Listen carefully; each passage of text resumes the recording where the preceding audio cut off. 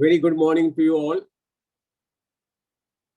I, Bamani, Secretary General, India Energy Forum, welcome you all to this flagship webinar on hydropower development, including pumped storage schemes. It is very unfortunate that the share of hydropower in the total generating capacity has been declining in the last 3 decades. It has now become most essential to increase the share, and this webinar is very timely to share the views with all the experts as to how to increase the share of hydropower in the total generating capacity. We are honored with the presence of Mr. B.K. Arya. Mr. B.K. Arya, sir, Chairman CA, who will deliver the keynote address. The other speakers are Mr. Bawa, Mr. Shravan Kumar, both from CA, and Mr. Joshi from THDC. He will deal with the subject of the pumped storage scheme, which are becoming very, very important to face the surplus power and add in the power being generated from the renewables, because there's the independent supply from renewables. For storage that has been deployed in the last century has been the pumped storage hydropower projects. We have plants with about 3 gigawatt capacity. Andhra government have just awarded another contract for 1,680 megawatt pumped storage scheme. In fact, they have also identified about 29 projects totaling to about 33,000 megawatt. So we can now see how seriously thought is being given to develop the pumped storage schemes and use the surplus power successfully. Storage options are very essential for the decarbonization of electricity system. Replacing fossil fuel with wind and solar energy, the generation of which is intermittent and variable, needs storage. Since solar and wind power will be the main drivers to achieve the 2030 goal announced at COP26 of creating 500 gigawatt of non-fossil power capacity, we need to create large storage facilities. It will be better for India to pursue all storage options and be on the global frontier in storage. I will now give you a brief about the India Energy Forum. India Energy Forum was set up in February 2001. It's an NGO dealing with all verticals of energy. It's a think tank. We are unique in our establishment because we are dealing with all verticals of energy. The vision of India Energy Forum is to contribute effectively for development of sustainable energy security in India. Our objectives are to serve as independent advocate of the industry, promoting practical solutions to issues affecting sustainable development of energy sector. It's very important that we are an independent advocate. We are not connected with any sections or any industry. We are a non-profit organization, and we deal with issues connected with energy and advise on policy matters which need to be corrected to stabilize and attain sustainable energy. We have been organizing. We celebrated our 20th anniversary in February 2021. We had been organizing physical events before the COVID on each vertical of energy. Unfortunately, due to COVID, there were restrictions, so we started in September 2020 September 2020, we started the webinars, and this is our 31st webinar in the row, and on a topic which is of very importance. We also bring out our flagship publication, Total Energy, which covers all news related to energy, papers given by the experts, and proceedings and recommendations of the webinars which we organize. With these few words, I once again welcome you all. Sorry, I cannot individually welcome everybody, but please pardon me. So I am welcoming each one of you who have joined this webinar.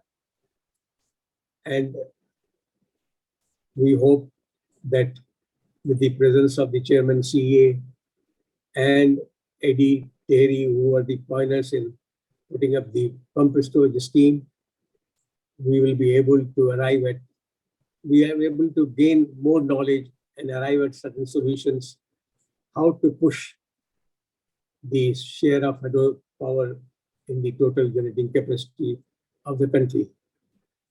With these words, once again, thank you. Thank you very much for joining. And I will now request Mr. Bajaj, former Chairman CA and Chairman of the Power Group in India Energy Forum, to please give the theme address and introduce the speakers. Mr. Bajaj, please. Thank you, Mr. Bhamani. Good morning, everyone. Respected Mr. Shahi, our President of the India Energy Forum, Mr. Bami, and I think Mr. Razan has not yet joined. Mr. Bami, our past President, and I find other distinguished guests, Mr. Ajay Shankar, Mr. V.S. Verma, and their professional friends. I welcome you to today's webinar on hydropower development, including pump storage. We are fortunate in having with us a team of two chief engineers led by the Chairman CA and Mr. L.P. Joshi, who is the Executive Director of the Terry Hydro Development Corporation, who will speak to us today. Friends, challenge of climate change remains the dominant issue for the energy sector as recognized by the IEA. Hydropower will become dominant source of flexible electricity by 2050. So it is essential to accelerate development of hydropower to ensure low carbon energy security.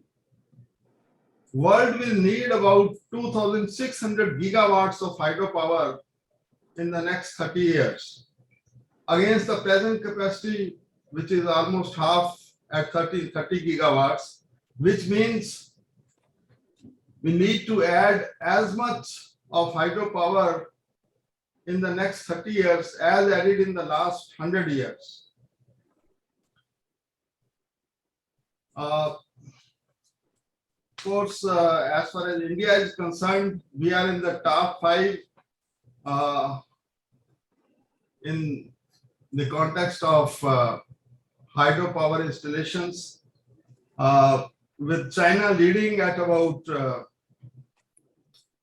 300 gigawatts, 370 gigawatts rather, Brazil 109 gigawatts, USA 102, Canada at 82 gigawatts, and then at the 5th place is India at 50 gigawatts.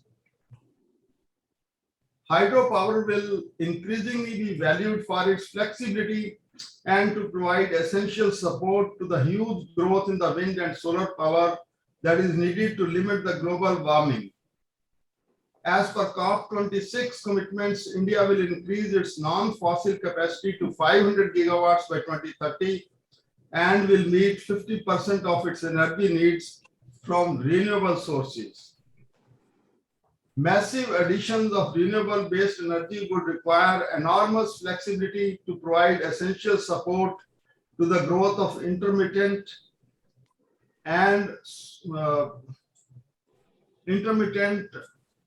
solar power and wind power. Massive additions of renewables-based energy would require enormous flexibility to provide essential support to the growth of the wind and solar. We recall that in January 21, a blackout in Europe was avoided through the highly flexible source of hydropower generation. And conversely, in Texas, in February 21, supply failed due to extreme weather as there was not enough flexible generation to compensate for. As per CA report on optimal generation capacity mix for 29-30, the total power generating installed capacity is projected to 837 gigawatts, comprising of 268 gigawatts of thermal and 76 gigawatts of hydro. Of the renewable-based energy into the electricity grid with limited hydro capacity of only about 10%, and in the absence of large battery storage systems, is going to pose a formidable challenge due to the inherent nature of the variability and intermittency of the renewable-based power. In view of this, we need to accelerate development of our vast unharnessed hydro potential of about 100 gigawatts and about 90 gigawatts of pumped storage hydropower. Several projects are languishing due to contractual conflicts emanating from geological surprises, environmental litigation, financial stress, and unwilling purchasers, interstate issues, and so on. Pump storage plants improve overall economy of power system operation and reduce operational problems of thermal stations during low load operations. Pumped storage plants provide spinning reserve at almost no cost to the system and regulate frequency to meet sudden load changes in the network. They provide environment-friendly large-scale storage capacity compared to other storage options. And they have ability to provide ancillary services such as flexible capacity, voltage support, adjustable speed pump, can quickly shift from motor to generator to a synchronous condenser for easier and more flexible operations of the grid. Therefore, with the increased penetration of renewable energy sources in the grid, pump storage pumps can play a vital role in the integration of the renewable energy sources in the national grid. Our hydropower capacity has increased from 37,000 megawatts in March 2009 to about 46,700 megawatts in March 22, meaning that India has added less than 10,000 megawatts in the last 13 years. Now, this is despite the 50,000 megawatt hydro power initiative, which was undertaken under the guidance of Mr. Shahi back in the year 2004. Recently, attend to some of the important issues so as to accelerate the hydropower development. And these are: there is need for the peaking tariff for hydropower. We have to review provision of providing free power to home states, which increases the hydropower tariff. Detailed, exhaustive geological, geotechnical, hydrological, and meteorological surveys and investigations are recommended so that during construction stage, minimum changes are encountered and also minimize the geological surprises, resulting in lesser changes in scope of the contractor's work and thereby reducing the possibility of disputes. Then, of course, the problem of the land acquisition has to be resolved. The faster environmental and forest clearances are to be accorded. And of course, in our contracts, inbuilt dispute resolution mechanism should be incorporated. The access roads and other infrastructure to be developed by the home state, and local law and order issues also to be tackled by the respective states. And we need to quickly resolve interstate issues before the start of the project. And of course, availability of the long-term finance is also an issue that needs to be looked into.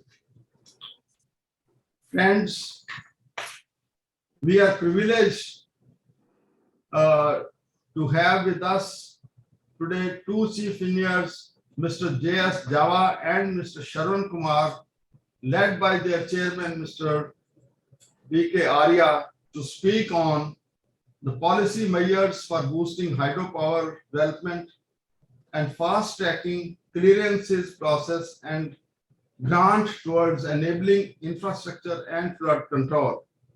Mr. Arya will kindly deliver the keynote address. Mr. L.P. Joshi, Executive Director of TERI Hydro Development Corporation, with enormous experience of over 3 decades in the hydro, will speak on need for faster development of pump storage hydro.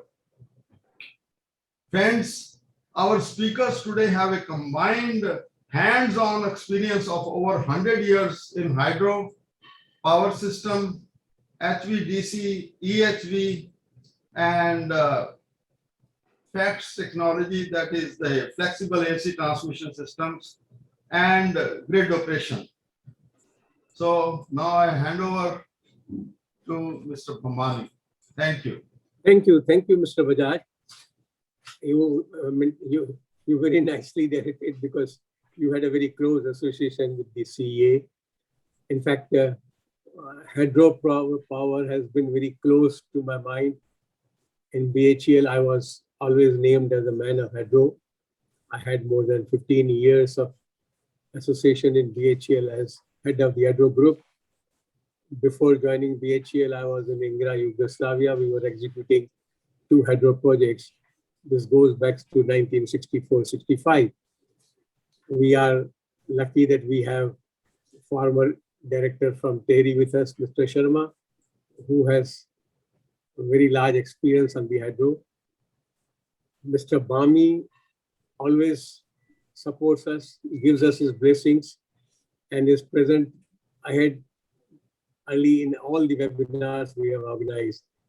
Thank you, Mr. Bami, for your support right from the day we formed this forum.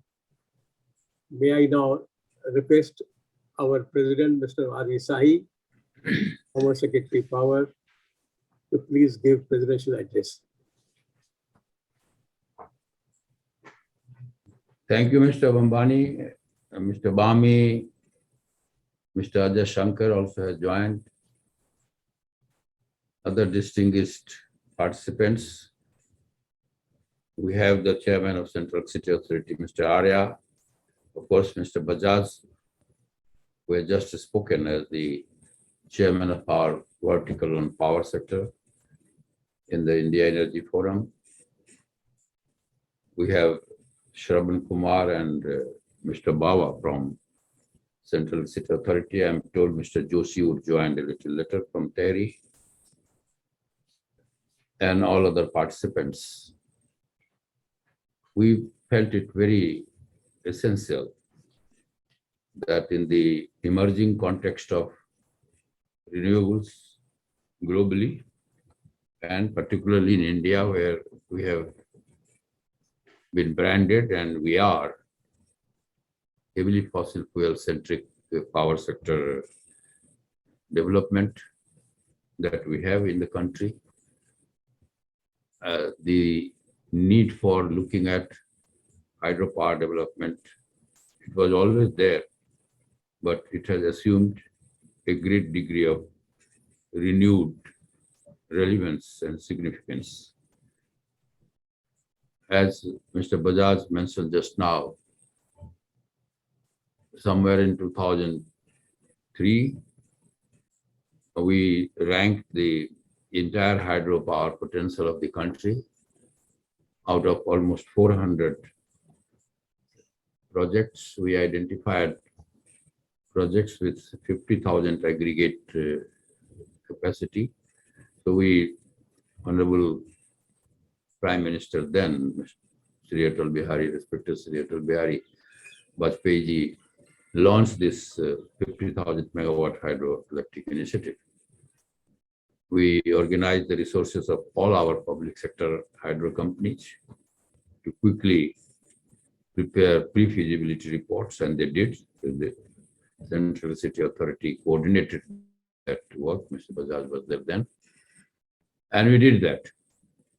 And idea was that once these pre-feasibility reports have been done, that should follow out of so many projects identified. This 50,000 megawatts would be one after another in sequence or in parallel in many parts of the country. It should be moving forward. But then, because of our other policy initiatives, boosting the power capacity of the country, of course, we needed that, and we have got it from just about 100,000 megawatt when we entered this century. Today, we have close to 400,000 megawatt of capacity in the country, so we should be proud of that. But that has seen hydropower project capacity potential or installed capacity potential, which is 150,000 megawatt. The proportion has gone down to something like 13-14%, and it is going down further the last 15-20 years as the other capacities have enhanced. Hydro capacity has gone down. And I wouldn't say it was forgotten, because always we had the idea of reviewed policy. So in between also policy revisions took place, but I don't think they found sufficient response by developers, whether public sector developers or private sector developers in particular. I remember we went to Arunachal Pradesh and we had all our public sector hydro companies and also NTPC, which is also doing hydro. And we did the MOU in one day, something like 20-25,000 megawatt capacity MOU. But these have remained dormant. So neither the public sector took it up nor the private sector took it up in a significant way. And therefore, it has been very slow growth of hydro capacity in the country. Now, hydro is attempting to, and rightly so, deservedly, a new dimension in the context of massive solar capacity expansion that is on cards. Already, we have done a lot, and a lot more has been planned to be done. At the highest level of the Prime Minister and whole government is committed to expanding renewable capacity. Of course, hydro is also renewable, but particularly in terms of wind and solar in a significant way. And that has confronted the planners and executors and managers of the power sector to ensure how do we manage the grid when large capacity of something like 200,000 megawatt, 300,000 megawatt, finally 500,000 megawatt in terms of solar, maybe in 10 years, maybe a little more than 10 years, when they come to the grid, how do we foresee the grid to be managed when that capacity is simply not available in evenings? And therefore, we have started a renewed effort on hydropower development and pump storage both. And therefore, there is some activity. So it is a good thing. Of course, there are some inherent difficulties in development of hydropower, particularly in India, because of the very fragile geology of Himalayan region. I was closely associated with some of the very, very difficult projects. I remember Tehri, we got it done. Sardar Sarovar, we got it done. Napta Jakri, we got it done. Dulhasti, we got it done. Baglihar had a serious problem. Tista 5, we had faced number of difficulties in geological surprises and many others. And I made it a point to almost every week, if not every, every fortnight, if not every week, to visit one or the other of these hydro projects. And we got the benefits of many of the projects which are struggling for decades coming to the grid. So it requires a great deal of patience. It requires a great deal of thoughtfulness to sort out issues which are there. As mentioned rightly by Mr. Bajaj, contracting issues, we get stuck up. We get stuck up, and we get stuck up for not 1 year, 2 years, we get stuck up for several years. So therefore, the contracting philosophy has to change. The mindset of people at large has to change, and we have to do a lot, both government as well as the companies which are engaged in hydropower development. Even today, I will not say that there is a very positive mind or positive mindset and positive perception about hydropower. When we had the devastation in Uttarakhand, it is Tehri which saved a couple of the cities down the line. But then that is not known.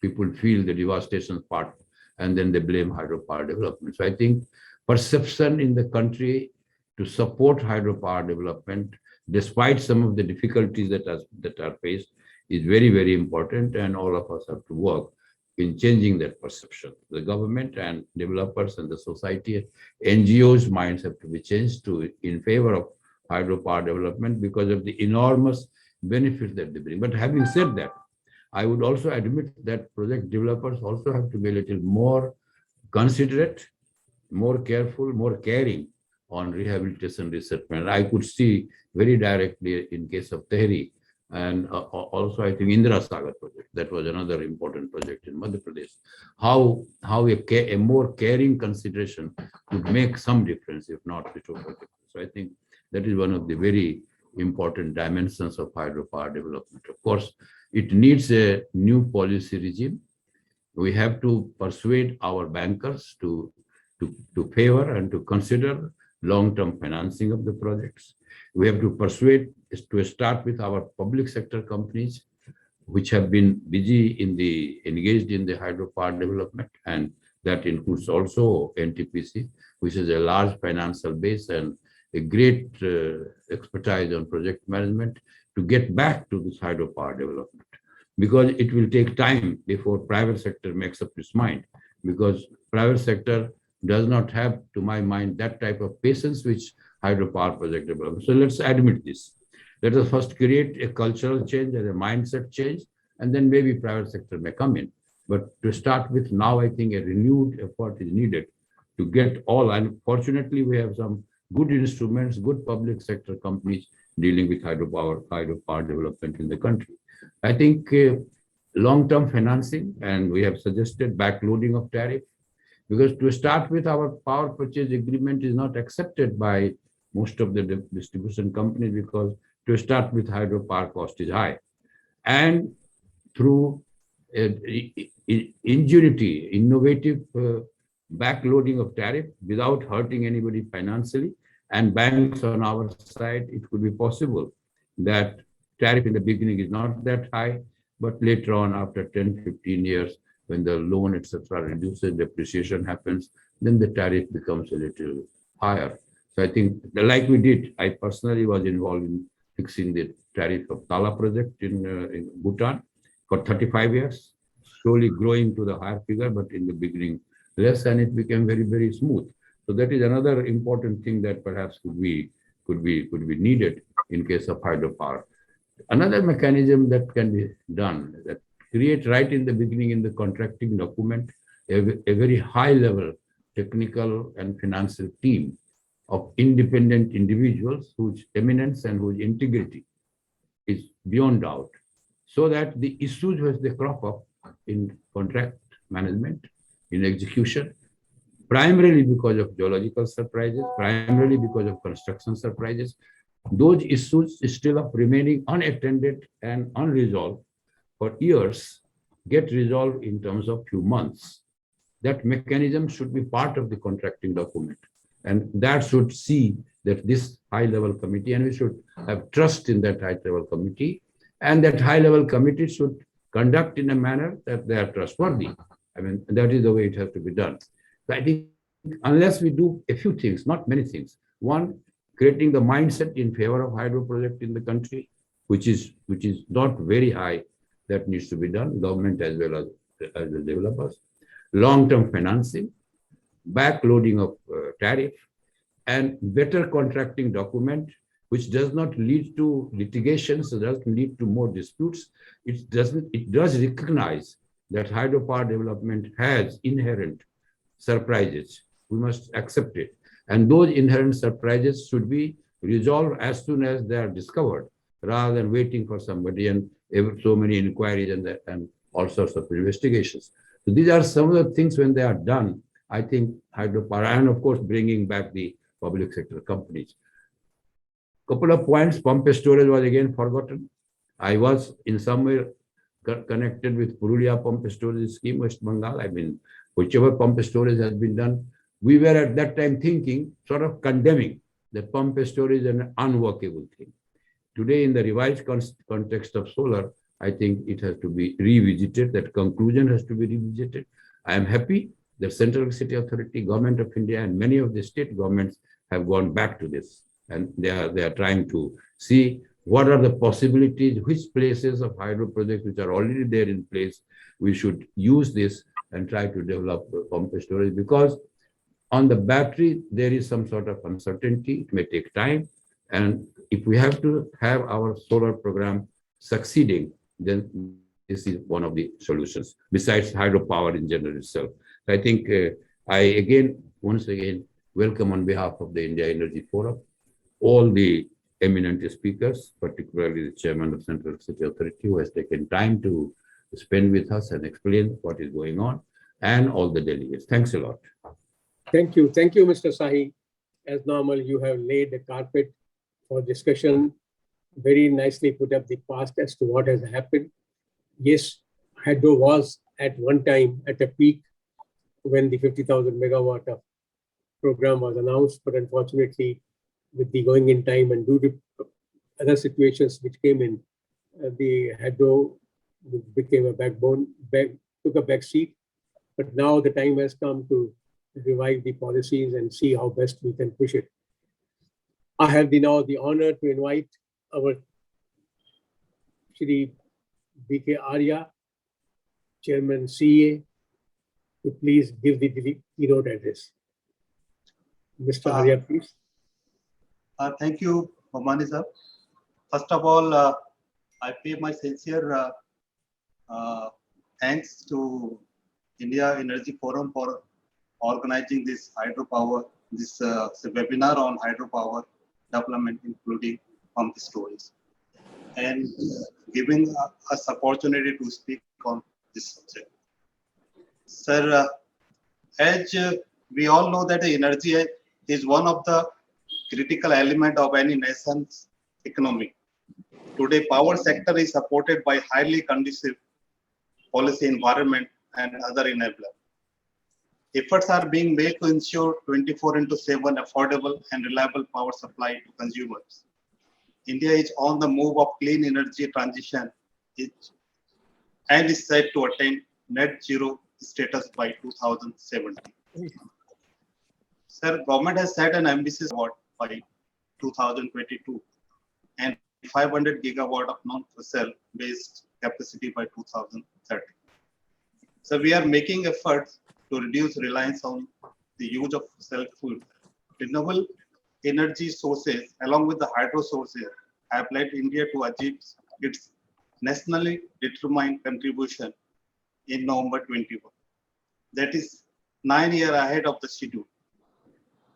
That is, the target was to achieve 40% power generation capacity from non-fossil based source by 2030. Energy generated from the wind and solar is variable and intermittent. As such large quantity injection in the grid poses its own challenges. In order to overcome the challenges of RE injection and its successful integration into the grid, there would be growing need for energy storage system. As renewable energy sources increases, the fast ramp up and ramp down rate of hydropower will be utilized to help in stabilizing the grid. So development of hydropower will be a big contribution in achieving the sustainable development goal. In particular, the goal 7, that is energy and affordability, and also creation of jobs. Improving the economy of the country will be the obvious advantage. Fast growing power demand, large untapped potential, and growing flexibility needs are main driver behind energy hydropower growth. However, challenges persist in terms of mobilizing affordable financing for sustainable hydropower, valuing and recognizing multi-purpose benefits of plants, and supporting the rapid expansion of power pump storage hydro plants. The rising share of renewable energy as well as variable load patterns from electric vehicle and higher cooling demand are also expected to increase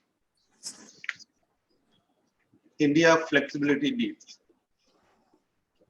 Despite recent cost reduction in batteries, the PSP remains the most cost-effective long-term storage options. Pump storage plants can provide almost all system services while ensuring stable electricity supply and improved grid stability. Pump storage plants have been globally recognized as among the best energy storage technology and accounts for over 95% of available energy storage in the world. Fortunately, our country is blessed with a huge hydro potential of more than 145 gigawatt from large hydro schemes.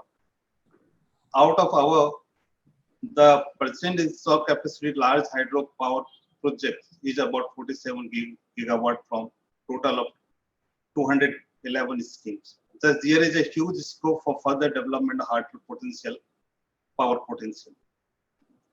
As per optimal generation mix report of CEA, the likely installed capacity of hydropower plant will be 66 gigawatt, both from large and small hydro. And that of PSP will be 10 gigawatt out of total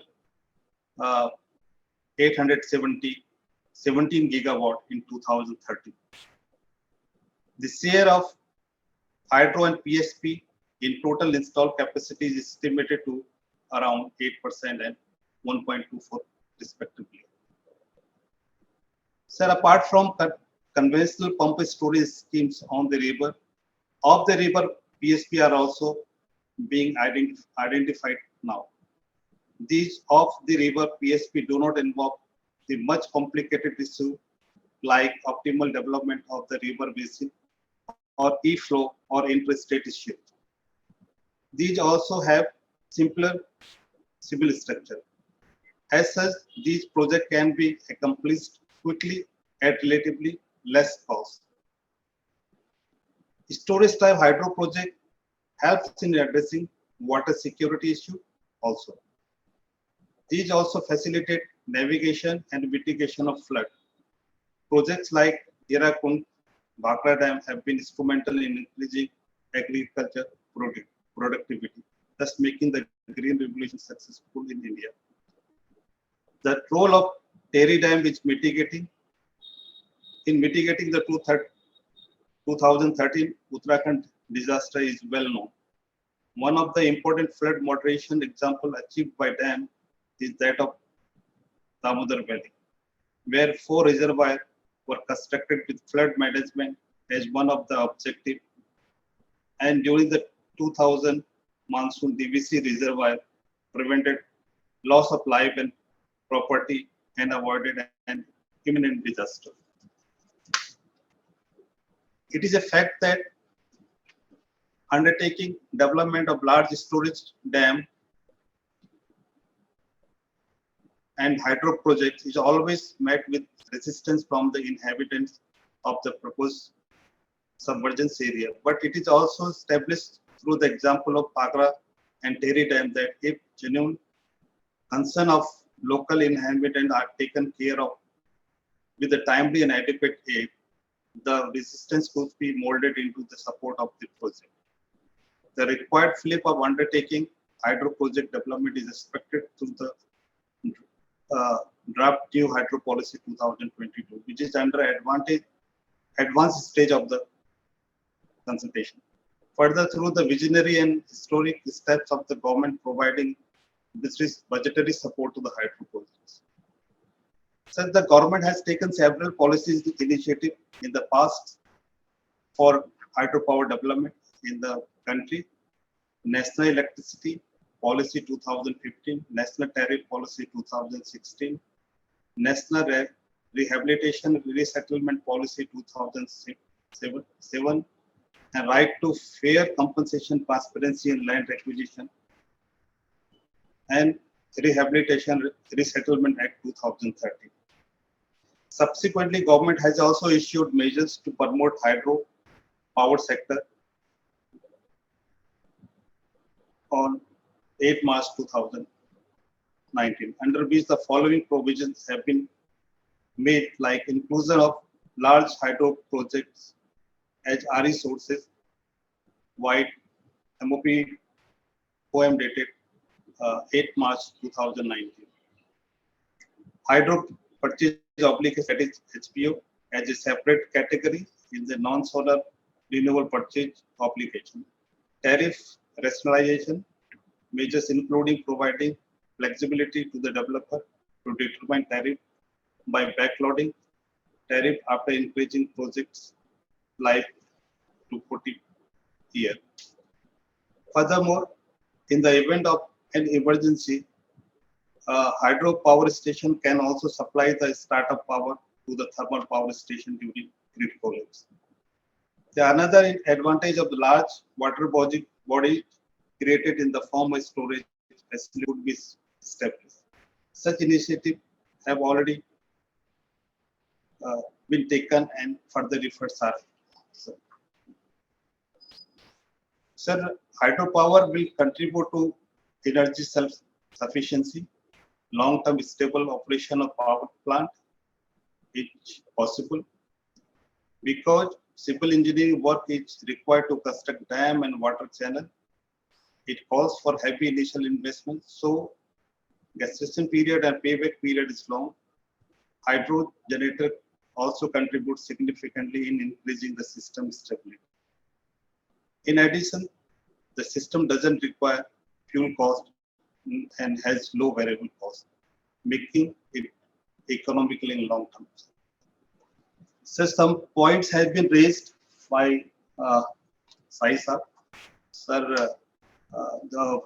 Mr. Bawa is giving the lecture on this policy making, measures for boosting hydropower development, and Sarvan is will give the lecture on the fast tracking clearance of power process and grant towards enabling infrastructure and flood control. Sir, in next 10 to 15 years, मुझे जो लगता है कि जो time hydro development का ही है, hydro projects हैं और lot of changing is happening, or I think this is happening in the betterment of the hydro power developments. So I think next 10 to 15 year जो टाइम है वो renewable energy plus hydro project development होने वाला.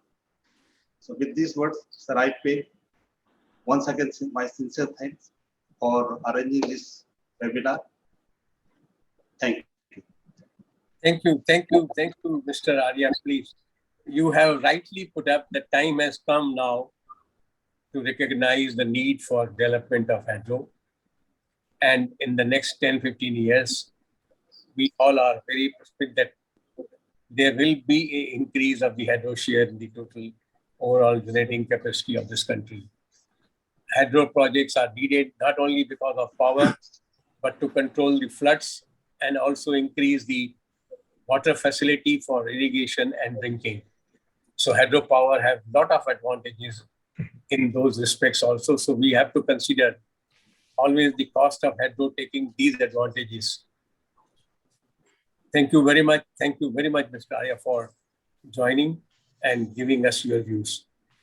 May I now request Mr. Bajaj to please conduct the technical session, invite the speakers to deliver their presentations. Bhamani, in the program, as you have seen, our first speaker is Mr. J.S. Bawa, who is Chief Engineer CA, and he is going to speak on policy measures for boosting hydropower development. Mr. Bawa is a graduate in electrical engineering and is also has a master's in business administration degree. He has dealt with various facets of hydropower development with the preparation of detailed project reports, engineering of electrical mechanical works, and he has been working on the policy and planning, construction, and even O&M of small hydro projects.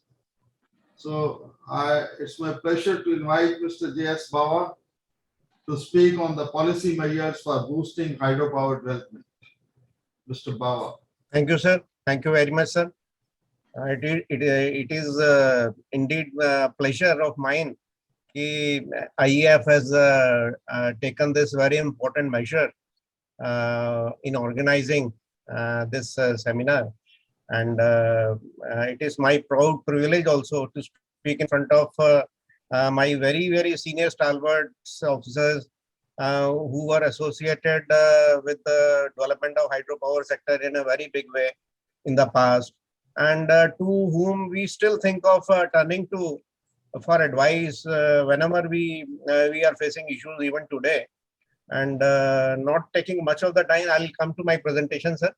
I'll be covering, sir, एक तो general about power scenario in the country, about general advantages of hydropower, what are the measures we have already taken for increasing our capacity, and something about our potential, then about further measures which we are proposing to take to increase the capacity in future.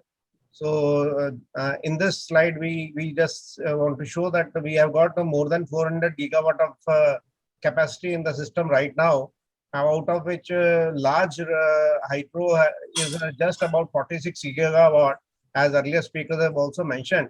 And the variable renewables, they have grown in a big way over last 5-6 years, and they are now more than 110 gigawatt in the system.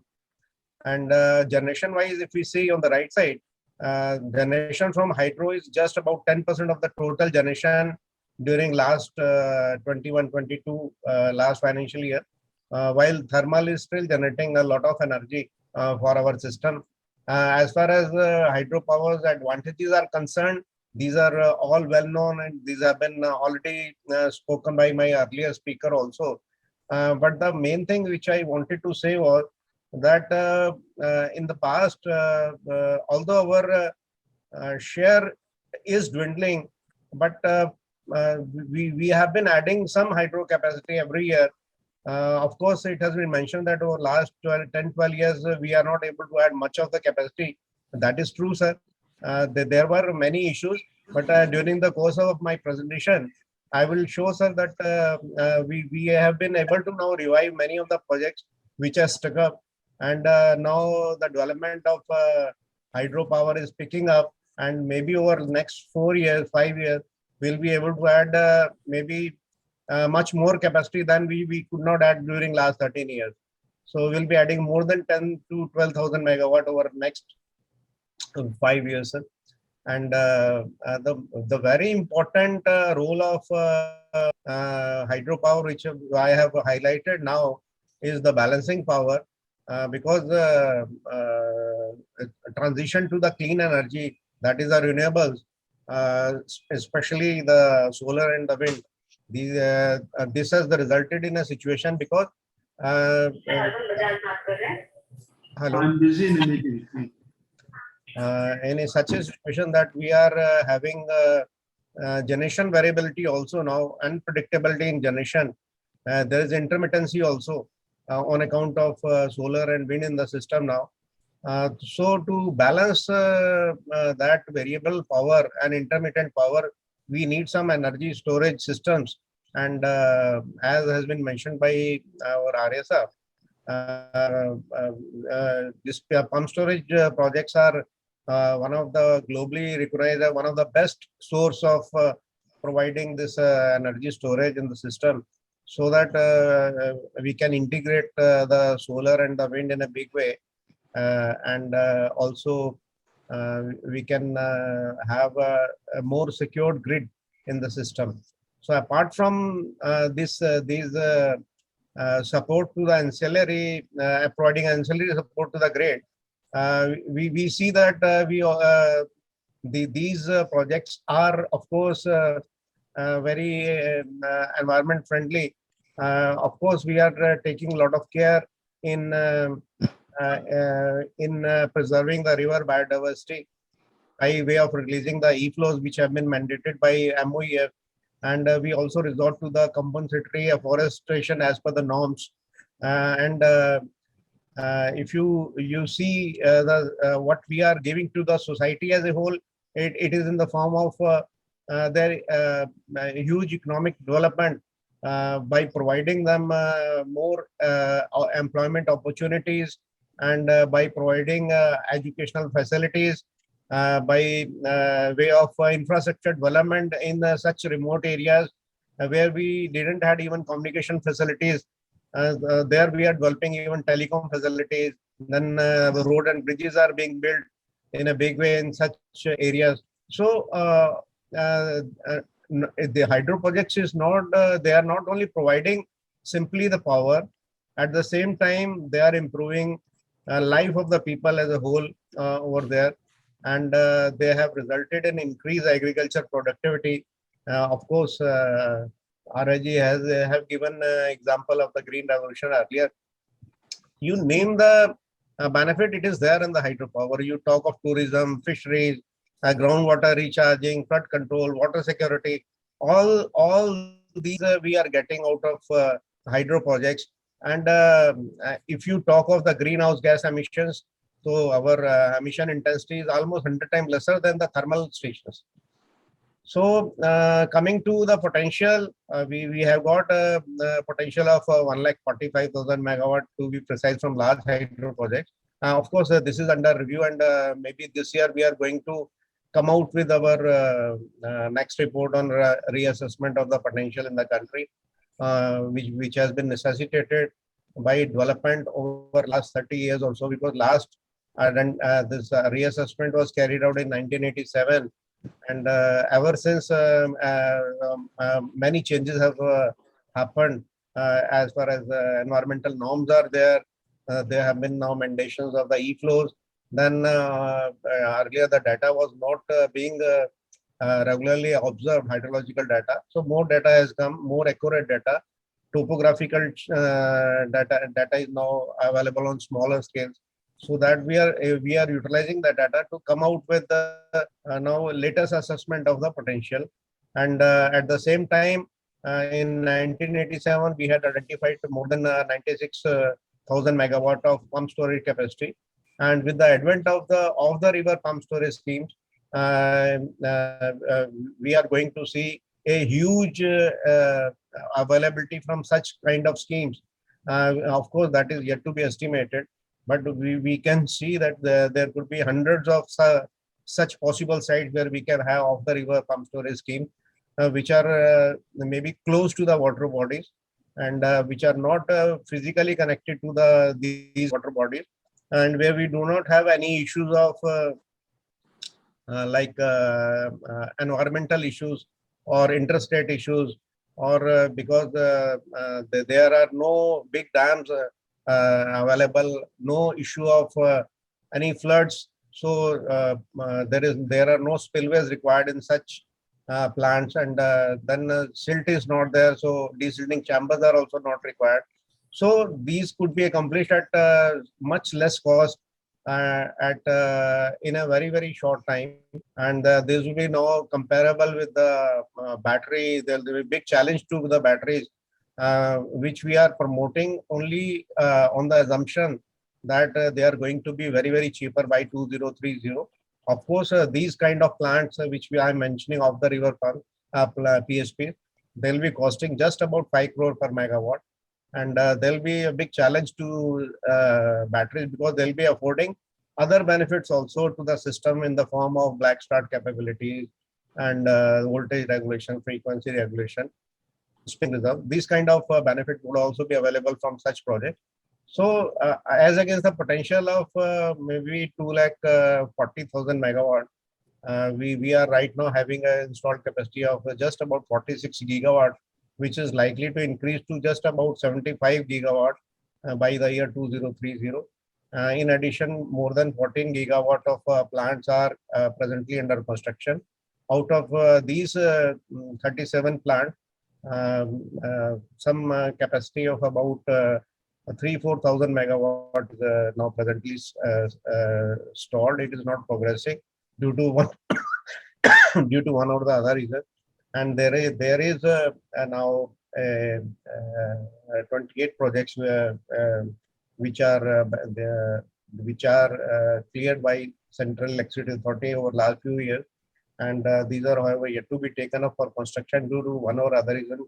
Then only one scheme is under scrutiny, and you'll be happy to know that under survey investigations over a couple of years, many projects have come up, and most of them are pump storage projects. So we have got now 33 projects under survey and investigation, for which DPR is being prepared by CEA, getting prepared by CEA as per the consultation procedure which we have devised in the year 2014, where CA is coordinating the assistance from the various appraising agencies in guiding the prospective developers in formulating the DPRs, in carrying out the investigation.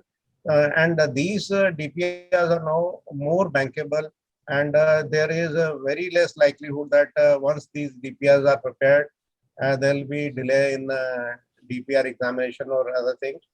And being assisted by GSI in particular, there are now likelihood that there will be lesser geological surprises in such projects. Then this I have simply mentioned the potential in the hydro-rich hilly states, and they constitute maximum potential in the country. And there, of course, in the northeastern region, the development has been very less. And over the last many years, as Bamani sir mentioned, that share of hydro has come down. Yes, it has come down to less than 12% now. Of course, the reasons are there for that. Initially, there was a situation that we had a share of about 51% when everything was conducive for hydro. And this was the time when number of multi-purpose schemes came up, like Bhakra, Hirakud, they came up. And in that we had hydro generation as well. But over the years, the focus shifted from hydro sector to this industrial sector, or maybe health sector. Then the finances were not available. International finances became very mini-secure for hydro in particular. There were growing resistances towards hydro, but then finance was basically the issue. Funds were the issue. So India also resorted to privatization.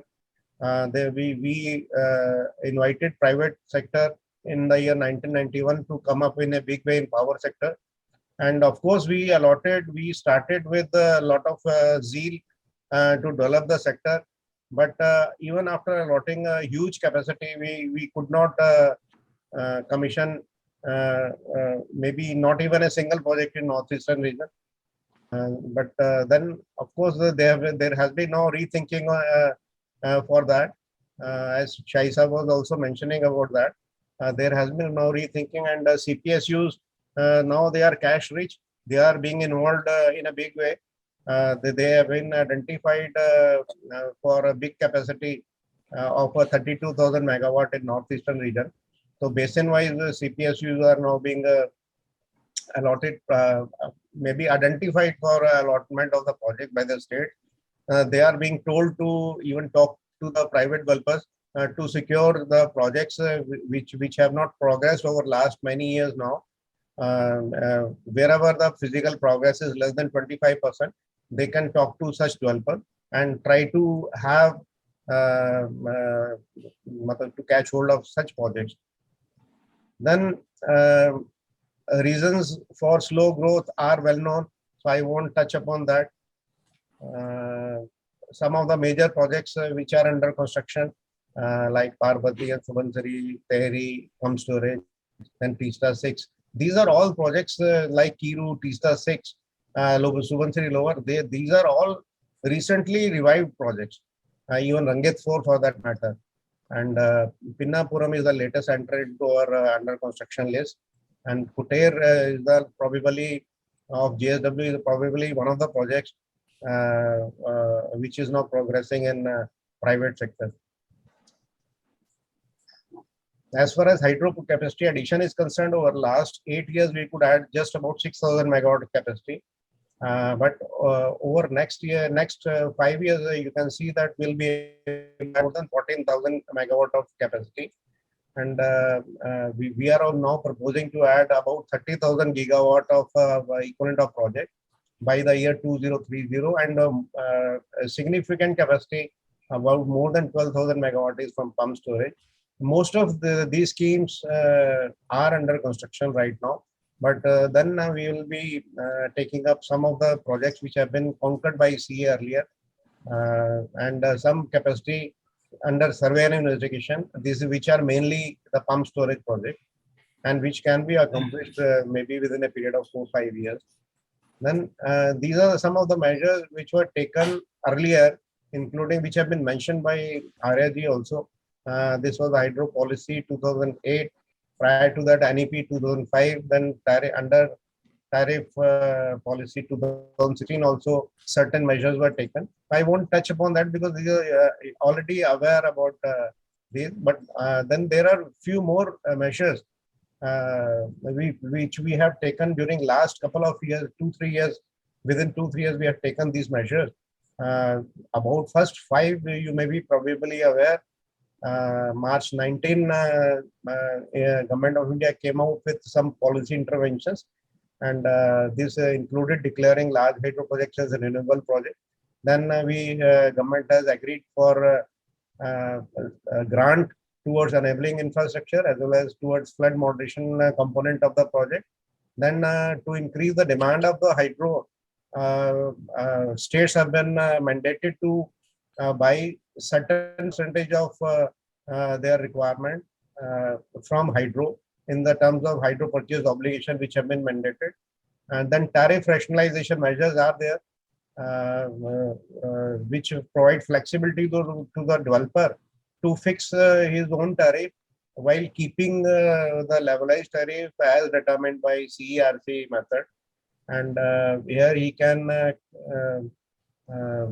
reduce the initial tariff by cutting upon his return on equity, as well as by requesting the state for a lower free power during the initial years of the operation.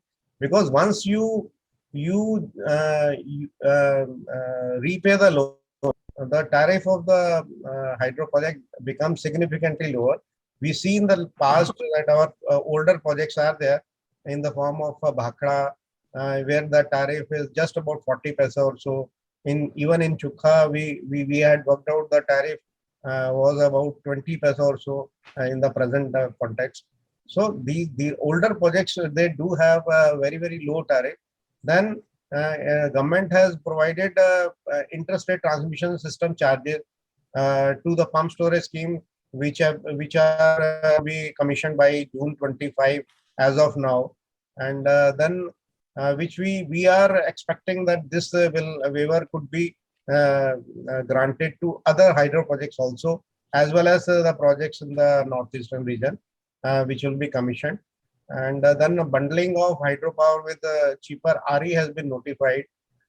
This will enable the renewable energy to become more predictable, and at the same time, hydropower, when it is bundled with the RE, it will become a little bit cheaper and more saleable, viable option. Then, as I mentioned, that Government of India have allocated projects to CPSUs on the basis of basin-wise approach. Like Lohit Basin has been allotted to THDC, Dibang Basin has been allotted to SJVN. Likewise, Kameng Basin and Tawang Basin have been given to NIPCO, and Subansari Basin is given to NHPC. Likewise, pump storage projects development has also seen some urgency, and the Government of India is now keen on involving CPSUs in development of pump storage projects also, and they have identified the states where these CPSUs can go to the government, state government, and request for allotment of projects in such states. Mr. Bawa, I will request you to wind up as soon Right, as. sir. I have got 4 or 5 slides. I'll try to finish it off within 5 minutes, sir. Then this is, I think, this is one of the important slides. Dispute avoidance mechanism has been now through individual appointment of independent engineers has now been proposed. A panel of independent engineers has been notified by the Government of India. Then 3 conciliation committees have been set up for dispute resolution. Then again, we are telling the CPSUs for skilling as well as reskilling of the locals, and getting them employed in the hydro project so that there is lesser resistance.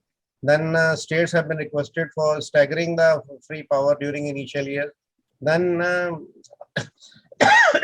then guidelines for settlement of contractual disputes have also been now issued in 2022, so that there are lesser time and cost overruns. And some of the projects which we have been able to revive during last 4 or 5 years. And these are again, I have mentioned about this case, basin-wise, the CPSU have been allotted projects in northeastern region, and then pump storage projects.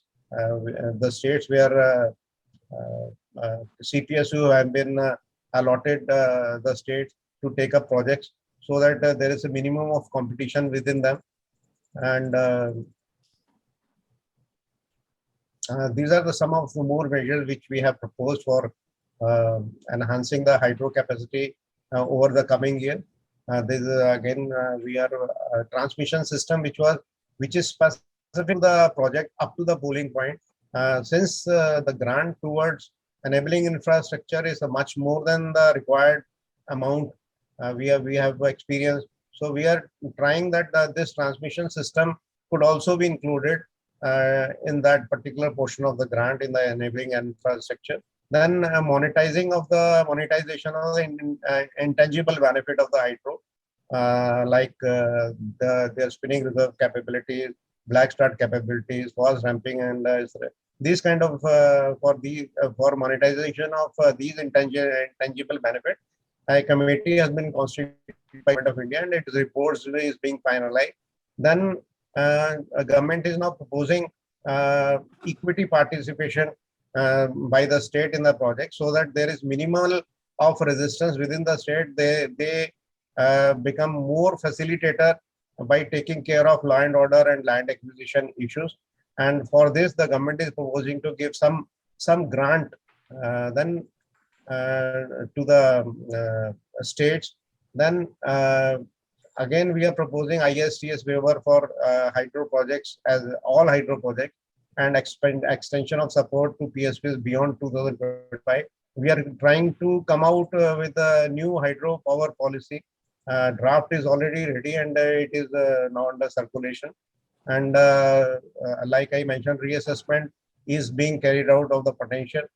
I think these are some of the measures which we are in process of taking up to expedite the hydro. Thank you very much. Thank you, Mr. Bawa. I think your talk gives us a glimmer of hope for the hydro projects. And thanks for sharing with us very good news over the revival of the projects and their allocation to the cash-rich CPSE use. Also, you have shared with us that reassessment of the hydro potential in view of the various survey and investigation technologies and satellite imagery being available and so on. These are our very good moves. Thank you. Thank you once again, Mr. Bawa.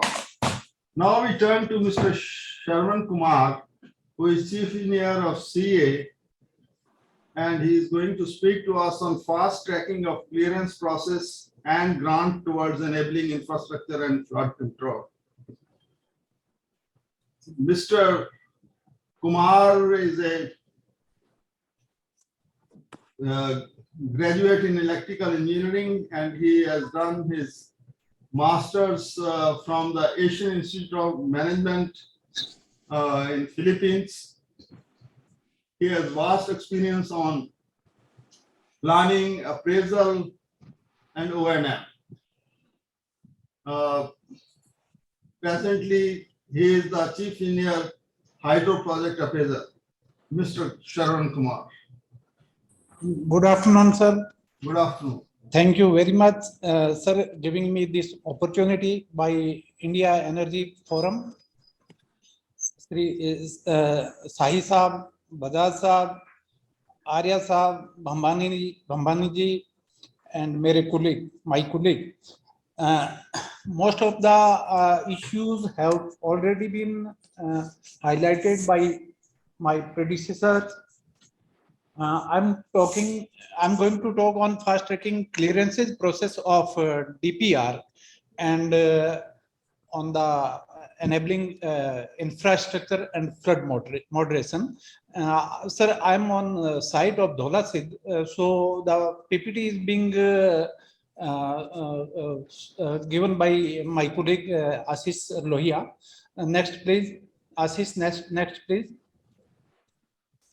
Sir, this is an abstract of my presentation, requirement of hydropower, hydro share, Government of India initiatives for accelerated development of hydro. Most of the measures have already been talked about by Bawa Saab and other members. Then in last is policy initiative, and then that grant aspect of enabling infrastructure and flood control. Next, please. This is the brief about why hydro is required, sir. We had already talked about it. Next one. This is about COP 26, in which we had committed that there will be non-fossil energy capacity in India in the tune of 500 gigawatt by 2030. And India will achieve net zero carbon emission by 2070. That is main target for the country in energy sector. So we have to opt for RE as well as hydro, and hydro including PSP. Next, please. Hydro is, as we had already talked, hydro is clean energy, green, non-polluting, environment friendly. This provide ancillary services as we had already discussed, spinning reserve, reactive support, black start, peaking support, ramping support, fast startup and shutdown, etc. Hydro projects have long life. It works about 100 years without much R&M. R&M requires only for E&M equipment. I'm on site visit to Dhola and yesterday I visited Sanan project that was commissioned about 1932 and functioning very smoothly. And socio-economic development, but natural, we know where are the hydro projects in the around about. There is huge development around the hydro projects. We can see the Chamba region, which have been developed drastically. Earlier there was nothing, but now the area is developed significantly. And similarly, now we are working in Chenab Valley. There are significant number of projects, about 10 to 12 projects. And once these projects will come up, what will happen in this valley? Lahore Spiti, day before yesterday, I visited the site of Rioli Dugli. There is nothing now. The remote villages are there, or there are very sparse houses, single house in one village or two, and there is no road at all. But after coming of all these projects, what will happen about this valley? We can imagine. So that is socio-economic development, infrastructure, flood control. Most of the projects are useful for flood control. That is the inbuilt characteristics of hydroelectric projects: irrigation, water supply, ecotourism. So it is not only electricity generation; it is giving multifaceted development in the area. Next, please. This is regarding hydroshare. We had already discussed. As on April 22, we had commissioned 46,722 megawatt. Next, please. As the assignment given to me is regarding fast tracking development of hydro project. In this regard, I would like to highlight that there was one committee constituted under chairmanship of member Hydro in August 2021 to suggest the measures for promoting hydro development, including PSP, in a fast track mode. Under this committee, there were formed two subgroups, one subgroup on clearances and another subgroup on financial aspects. And in both the groups, we had involved all stakeholders in hydro sector. Both the subgroups have submitted the reports. Next, please. Recommendations of subgroups on clearances. This is regarding clearances. Clearances we had examined right from forest clearance, environment clearance, prior to that TUR of environment, then DPR concurrence and defense clearance and related other clearances. We had studied, we had taken feedback from stakeholders. This included CPSUs and private developers also. Representative of ASSOCHAM was also there. And after detailed discussions, it came out that there should be one single portal where everyone can get information that what I have to do if I am going to install a hydro project. That point was left out earlier. So they had recommended that on the CA website, there should be separate portal where we can give complete information about installation of a hydro project, which may have a detail of all the projects planned in different basins and what process the developer has to follow. That was most important suggestion given by the stakeholders. Then well-defined checklist. They suggested that there is missing, this aspect is missing When we are approaching MOEF, they say you give this one, this one, this one. Again, CWC, they are asking different information thereafter. So they requested there should be a complete checklist for every clearance. Then third point was timeline. Timeline provided in the guidelines should be adhered. This was a suggestion, and we had suggested that once we have accepted DPR, as far as CA concurrence is concerned, once we have accepted, then we have to conquer it within 150 working days. That is the timeline given in the DPR guidelines. Similarly, MOEF representatives also agreed that what timeline is given there, they will adhere to, subject to the condition that the developer should submit complete information. To reduce time taken in EC and FC, data collection, some of the stakeholders suggested that data collection of 3 seasons should be allowed to start prior to TUR. There is no mention in TUR of environment clearance that you should start data collection after TUR. TUR can be, data collection can be started prior to TUR. After taking TUR, they can submit EC studies, EIA studies immediately. That was one of the points. Complete proposal should be uploaded on Parivesh portal. That now MOEF has started, they have changed the Parivesh and everything should be submitted on Parivesh. State government and Ministry of Tribal Affairs to expedite issues related to forest FRA 2006. That is the big issue that developers are not able to get FRA. Public hearing is a big hurdle. So in this case, as Bajaj sir has suggested, that the role of state government is very important. They have to come forward. Either they work in JV with developers, but they have to support. For FRA or land acquisition, their support is much expected. The next point is regarding that land transfer. So role of state government is also important in land transfer. Next, please. Previous one.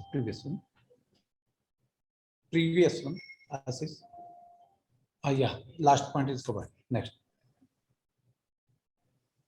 To reduce time taken in survey and investigation, there are suggestions regarding PSP. We had done a rigorous study on PSPs also.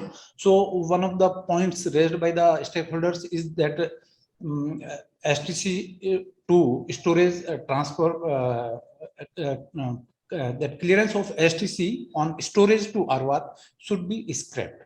So that is not required here. So we have proposed that it should be scrapped. Second issue is regarding international aspect.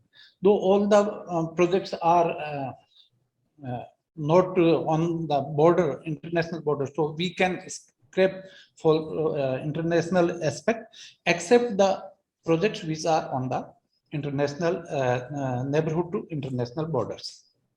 And another issue is regarding that interstate issue. Bajaj Sahab also pointed out on this issue. So we had suggested that this issue should also be scrapped, because there is no issue. In case of off-stream, one-time filling is there, so there is no issue of interstate. If the water is allocated to that particular state, then there is no role of other state for that purpose. So we have suggested that this should be scrapped. Additionally, for off-stream PSPs, clearance from hydrology, we have suggested to scrap it, because it is one-time filling. Why hydrology is required? As I mentioned earlier, interstate, we had suggested to remove it. Next, please. DPR, time reduction for DPR. Developers should submit DPR with necessary documents. What we are feeling that they are not submitting along with all document, or they have done their own design. Now they have submitted, and once they submit to CA, they expect now CA will get concurrence themselves. But we are involving so many appraising groups from CWC, GSI, CSMRS, MOJS. So whatever queries are raised by the developer, by the appraising groups, developer have to comply on time. That is the big issue. Another issue which we had incorporated earlier also, that once DPR is accepted, it should be cleared within a specified time. For integrated office stream project, another issue, that is office stream, there is concept of wind, solar, and PSP. So integrated format. So for that purpose, we have recommended that we should not examine the cost aspect, because cost will be the combined tariff of the project will be combined along with wind, solar, and PSP. So that we have left. And we had already conquered one project, Pinapuram of stream PSP, without examining the cost. So that also we have suggested, and this will reduce timeline. Next, please. This is the timeline. So I would like to highlight that for S&I, we have given 900 days. After allotment of the project to the developer, within 900 days, he has to prepare the DPR. Means S&I activities should be completed. Average time 1500 days. They are taking 1500 days for completion of DPR. Now, we feel that after following all the above mentioned suggestions, recommendations, we hope that developer will complete DPR within 700 days for conventional as well as office stream. Next, concurrence of DPR, we have given 150 working days, but we are getting the DPR approved in 450 days. We are taking this much time, average, this is average time. So we feel that if we follow all these recommendations, we will complete that, conquer the DPR in 150 days for conventional project and for within 75 days for PSP. That what we feel that after incorporation of these recommendations, we will be able to complete. Environment clearance.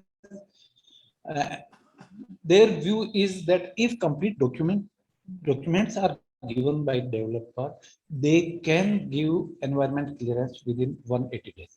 What is the problem? Only the field is shortfall of the document or incomplete of earlier clearance. They require wildlife clearance. So they do not support the document of wildlife.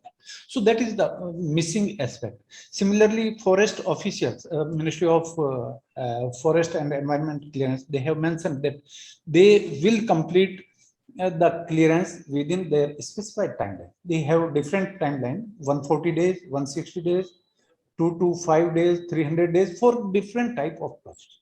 So they feel that they will complete or they may complete if information is given incomplete set. Next, please. Then another group was there, financial aspect. Their recommendations are as under: waiver staggering of free power to reduce tariff in initial years, as suggested by you, sir, regarding the peaking tariff. You have mentioned about peaking tariff. So if it is first is if free power is staggered, then it will of course impact on initial tariff. Refinancing to reduce tariff after COD. They have mentioned that we may try for refinancing of the project after COD. Moving towards competitive bidding. That is their suggestion that projects, as of now, the projects are allotted on allotment basis. What they are giving upfront fee, based on that they are allotted. But here they have suggested it should be competitive based bidding. And so far hydro projects exempt from competitive bidding due to high risk perception. Bankable DPR with detailed investigations may form basis for risk sharing. Any surprise with respect to DPR and leading to additional cost and time may be converted into a supplementary tariff in additional to what was discussed through bidding. That is their suggestion, but what we are feeling, sir, if we are doing survey and investigation honestly, with patience and giving time, I think we can reduce geological surprises. What is the major hurdle, as Sai Saab had mentioned, that in every project we are getting geological surprises, we can minimize the geological surprise. S&I is most neglected subject as of now for all developers. They don't have patience. They immediately want to submit the DPR and want all the clearances on time, and thereafter they go for investigation. So this is leading the mess. So better we should give time to S&I. And for your kind information, sir, I would like to add that for private project, we are giving completion cost at the time of conference. But for CPSU projects, we were giving cost at that price level. That has now been scrapped off.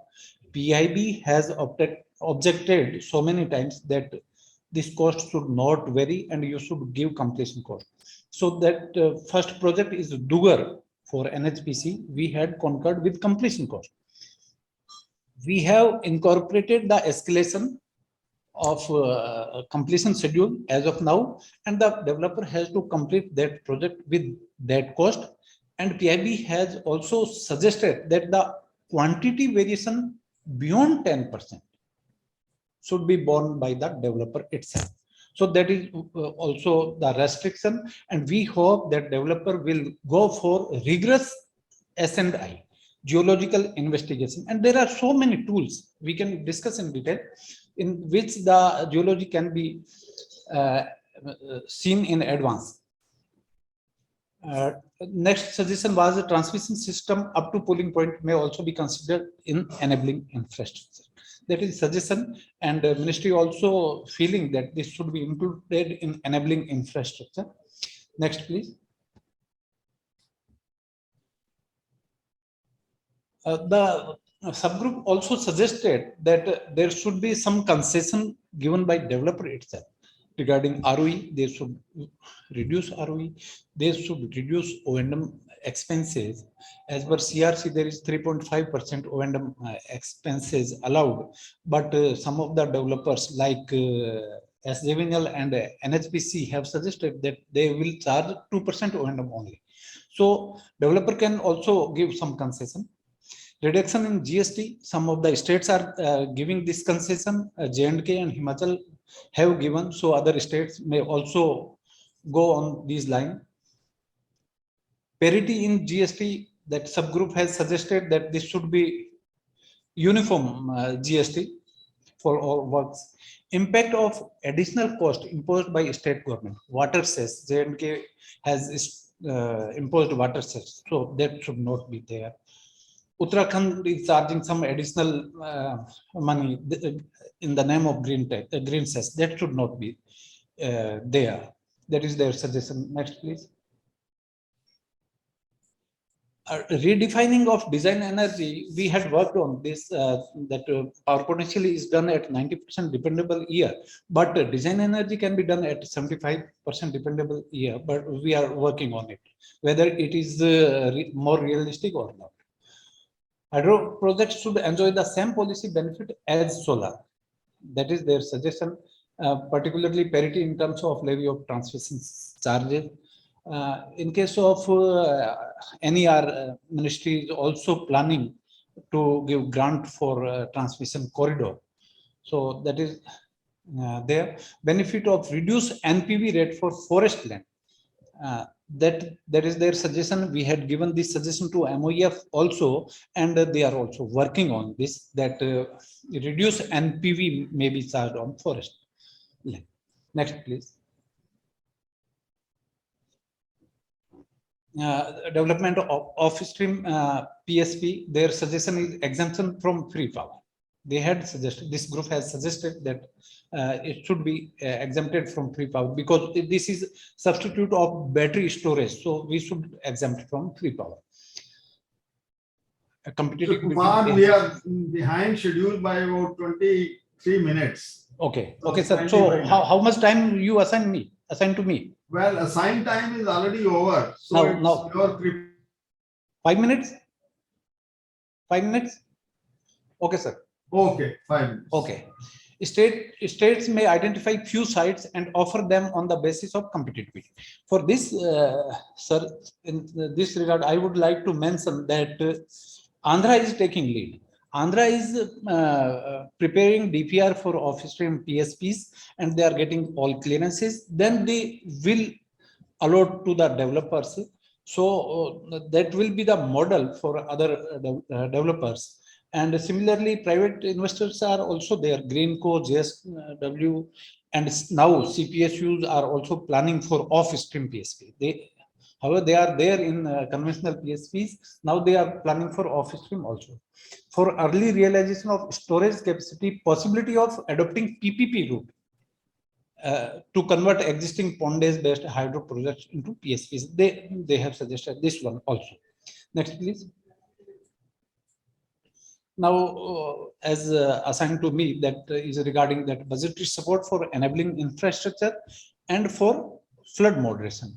So, as already mentioned, this OM was issued in March 19 by Ministry of Power, and the enabling infrastructure limit is 1.5 crore per megawatt for project up to 200 megawatt, and beyond that it is 1 crore per megawatt. Next, please. Thereafter, ministry has also issued OM to regarding that enabling infrastructure and flood moderation SOPs, and they have also partially modified the guidelines in January 22. Subsequently, CA issued SOP in Feb 22 regarding enabling infrastructure, how these applications will be processed by CA, and based on the recommendations of CA, the ministry will issue the grant. Next one, please.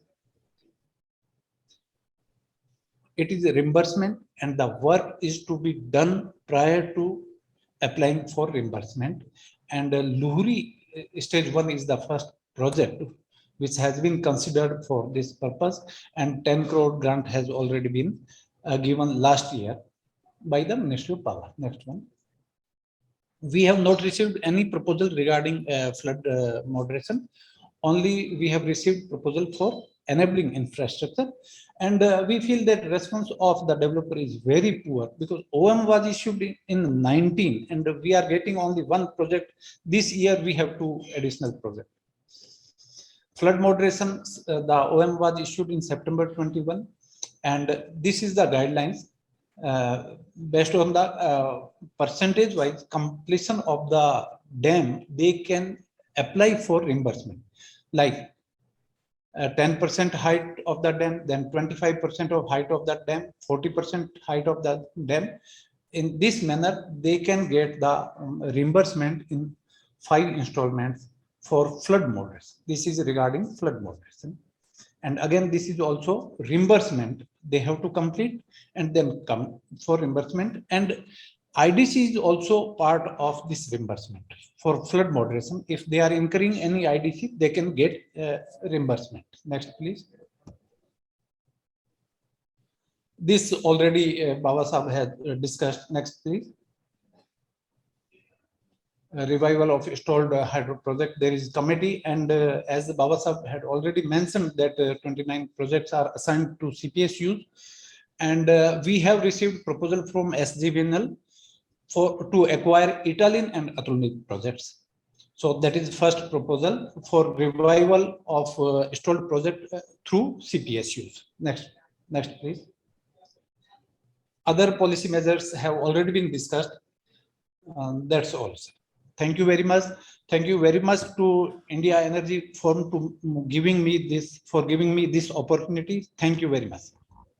Thank you, Mr. Shravan Kumar. Very encouraging and positive recommendations by the subgroups. We hope and wish that these are accepted and notified and implemented. think soon we will hear about the final accepted recommendations, which will be very encouraging and help our hydro sector grow faster. Thank you for giving us a lot of hope. Thank you, Mr. Sharon Kumar. Now we move on to a talk by Mr. L.P. Joshi. Mr. Joshi has done commendable work in Terry Hydro in various projects of theirs, and he is also associated with their design, and he has played a stellar role.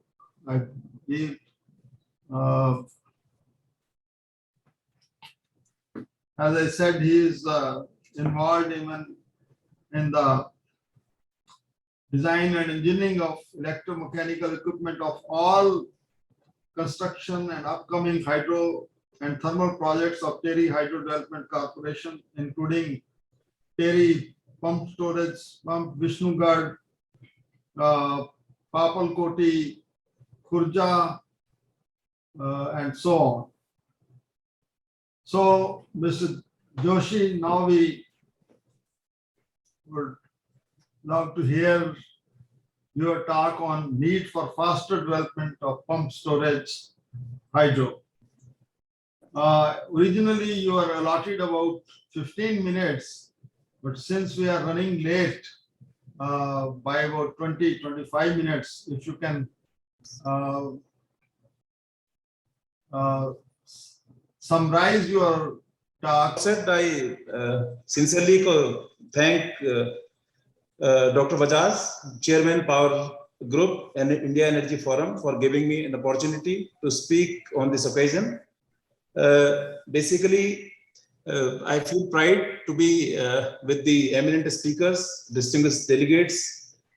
Agenda for today's presentation would be the PSP and overview, the current trends in the pump storage plants, the future trends in the technology, the challenges associated with the development of the pump storage plants, and the policy interventions for the growth of PSPs. Basically, the first of all, sir, the basic concept of the pump storage plant is very simple. It requires two reservoirs, one at the upper elevation and other at the lower elevation, wherein during the peak demand we generate electricity, and during the off peak when there is a surplus power, so we generate the electricity whatever we have stored during the off peak hours. Sir, if you look at the capacity of pump storage projects worldwide, so we see that the China tops the list, that is having 33.3 gigawatt of the installed capacity, and if we further see that the capacity under planning stage or under the construction stage, there also China tops the list. It is the 53.2 gigawatt of the capacity, pump storage capacity, is under construction or under various stages of the planning. Sir, if you look at the enabling factors which were responsible for the development of PSPs across the major geographies, we see that the policy push for the carbon neutral and the option with the consumers for TOU at the low voltage tariff, it is prominent in all in most of the developed countries like China, Japan, Australia, and Germany. As far as the status of ancillary market or the frequency network of black start and other features of the PSPs are concerned, only China and Japan it is still evolving, but in other geographies like Australia, Germany, and the United States, it is already in operation. And with regard to the legal identity of the pump storage plants, because it is a storage element in the system, so China treats this pump storage plant as a grid asset, while other Japan this treats it as a generating asset, and the other countries like Australia, it is bidirectional asset, like it acts as a load, at the same time it acts as a generator, and the Germany treats it as a generating assets, and the United States it is treated as a bidirectional asset. As far as the energy arbitrage opportunities are concerned, it is very low in the countries like China and Japan, but it is very high in the countries like Australia and Germany. Whereas or with subsidies given by the government for promoting the pumped storage plants are concerned, most of the countries in the world like China, Japan, and Australia, they're giving grants and subsidies because it has become the role of the PSPs have become more prominence in today's scenario when when a lot of REs is being penetrated is getting penetrated into the system to ensure the stability and the integrity of the grid. So if we look at the development of PSPs in the country, we see that in 1970, India's first the pumped storage scheme was commenced at Nagarjuna Sagar in Telangana, having a capacity of 705 megawatt. And as of March 21, India has 9 PSPs with a total installed capacity of 4785 megawatt. Out of that, only 3 PSPs are operating in the pumping mode: the Sardar Sarovar, the Kadana, and the Panchet. And some of the PSPs are still they enjoy the status of the PSP, but they are not being operated in the pumping mode. Okay. So, sir, with regard to the pumping storage technology, the current trends, if you see, the PSPs on the basis of PSPs can be divided into various categories based on the technology and based on the location of the reservoir. So if we see that if it is based on the technology concerned, then we can divide the whole pumped storage technology into two subcategories. One is the fixed speed machine, and the second is the variable speed machine. The variable speed machine is having 2 kinds of these technologies. One is the synchronous machine with the stator VSI fully fed. It's also called fully fed. And other is the asynchronous machine with the rotor VSI. That means there is a electronics, that is a VSI between the grid and the rotor. So that we call the doubly fed induction machine. So now, if you see the different configuration based on the technology involved in the pumped storage plants, we see that the reversible pump, this fixed, there are fixed speed and the variable speeds, as I earlier told. In case of the fixed speed machine, we can have the motor generator and the pump turbine. The same pump will act as a turbine, and the same generator will act as a motor. So we have a reversible pump turbine configuration here. And the other configuration in this category is the ternary set, we call, where we have a common motor and generator, but the turbine and the pumps are different. The pump is different, the turbine is different. And we see that the speed of rotation of the rotor is fixed in these 2 cases. But whereas the variable speed machine is concerned, we can have 2 configurations. One is the variable speed machine, where we have the converter or the electronics, you can say, between the grid and the rotor. And in other case, still we can have the speed in the variable speed, but we have the electronics between the grid and the stator. So that makes a difference, because in variable speed machine, which is doubly fed motor generator, we can have a speed manipulation of around plus minus 10%, but in case of the variable speed full converter configuration, we can have the variable speed machine from minus 100% to plus 100%.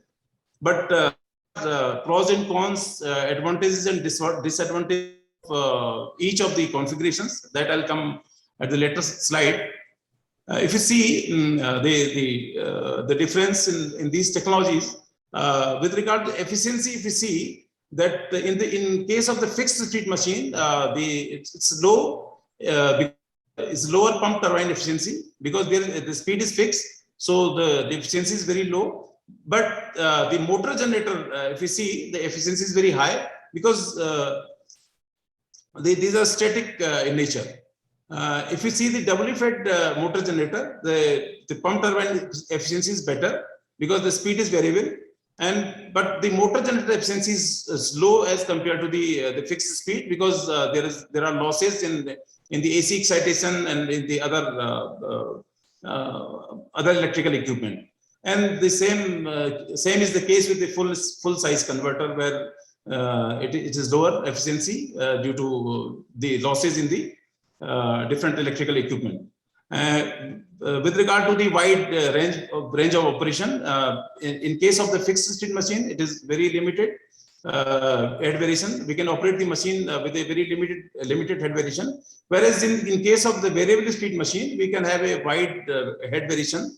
That means the machine can be operated over a wide range of the head variation. Like in the variation of pump power, because it is not possible in case of the fixed machine, because the speed of the machine is fixed. Whereas in case of the variable speed machine, the power consumption in case of doubly fed motor generator, it varies between 70% to 100%, and there is a maximum flexibility in case of the full size converter. Whereas the controllable reactive power is concerned, it is almost same in case of the fixed and in the variable speed machine, and the grid inertia is very high in case of fixed speed machine, and it is limited in case of the doubly fed machine, because the rotor is the wind rotor here. It's not a salient pole rotor, so it has a limitation in this regard. Next, sir, because as I just discussed, the synchronous machine, when we are using in the fixed speed machine, it employs a rotor with the salient poles. We give excitations through slip rings. We have reverse frequency converter for starting the machine in pump mode, where because the SFC can only provide a source of adjustable frequency of voltage for the starting purpose, and the stator speed is fixed. That depends upon. We have to have a rotational speed corresponding to the grid frequency. So rotor field speed is fixed. That we call it the synchronous machine synchronous speed. In case of the variable speed PSP, sir, the speed variation is with reference to the synchronous machine, and we can have the adjustable pumping power. The overall there is a overall increase in the pump turbine efficiency, because the speed we can vary over the head range, and we can better utilize the large head variation. And in case of variable speed machine, the full size converter, where there is the electronics, what we call the VSI, is installed between the grid and the stator. So it is still a synchronous machine equipped with a full size frequency converter. It also employs the DC excitation on the rotor. Stator field speed is fixed. But the rotor field speed is well, there is a slip involved here in case of the when it acts as a motor. So there is a slip, and it can be, but because we need the full size converter for the frequency to feed the stator. So the capacity of this kind of technology in case of PSP is very limited, and only up to 100 megawatts we can have this configuration. Whereas the variable speed machine with doubly fed is asynchronous machine. Here the machine is asynchronous because the rotor, the cylindrical rotor with 3-phase winding. We use the VSI based system on the rotor, reversal from this pump turbine. The stator speed is depending upon the frequency of the grid. Rotor field, there is again a slip between the speed, the synchronous speed, and the actual speed of the rotation of the rotor.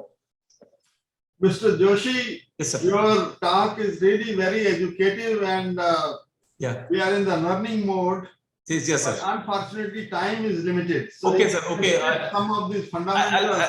I'll skip some of the slides which are not very important, sir. Yeah, you can. What you can do is you can share your presentation. In fact, I will ask request all the learned speakers, Right, sir. they can share their presentation with the India Energy Forum. Okay, And sir. those who are interested, they can be So, provided. sir, yeah, okay, sir. This has already I've already covered the difference between these two kind of technologies. So this is a future trend in technology, sir, because we can have a off-stream pump plant where it is not the reservoir is not basically located on the riverine system. We can look away from the riverine system. So now it is the emerging this technology in case of the pump plant, sir.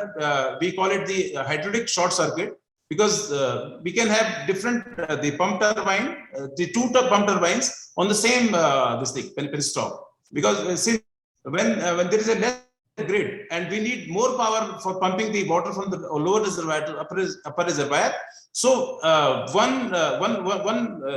one machine acts as a generator and the other machine acts as a load.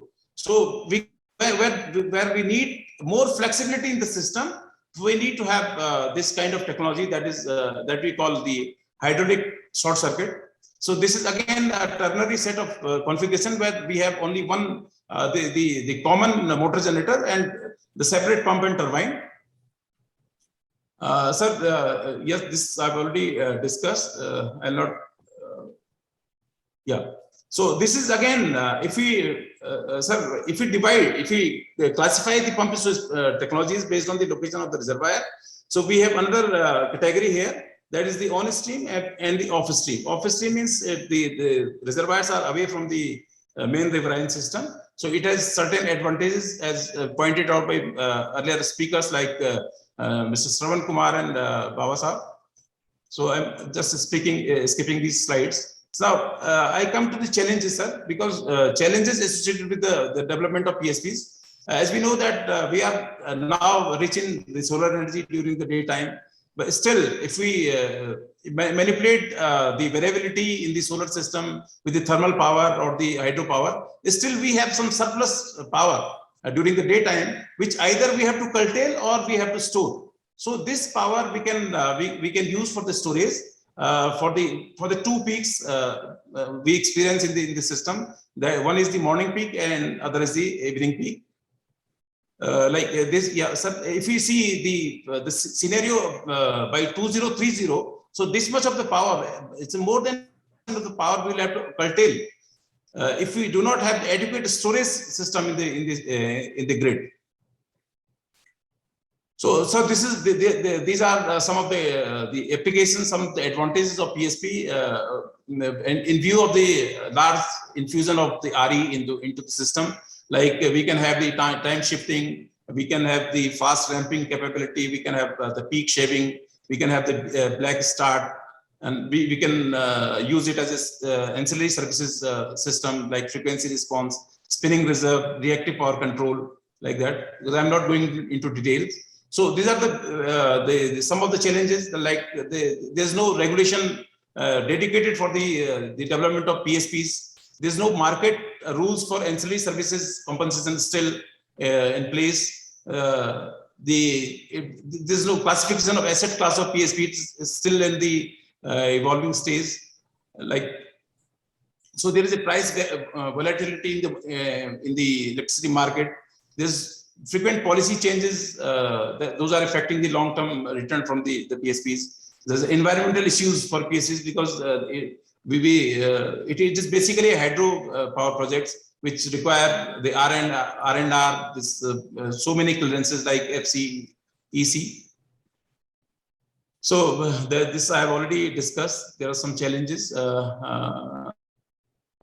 These are more or less having been covered by the earlier speakers. So this is one of the schematic of the Tehri pump storage plant, which I'm the project head of this plant, and we are implementing this plant, and this is commissioned by December 2022. So this basically there are two reservoirs created by the construction of Tehri Dam. And the other downstream of this Tehri Dam, we have another project, this Koteshwar. So this Koteshwar reservoir we use as a lower reservoir, and this Tehri we are using as a upper reservoir. So these are some of the policy interventions required for the growth of PSPs, because we have to define the legality of the PSP, whether it should be treated as a generator, whether it should be treated as a transmission element, whether it should be treated as a distribution element or the grid asset.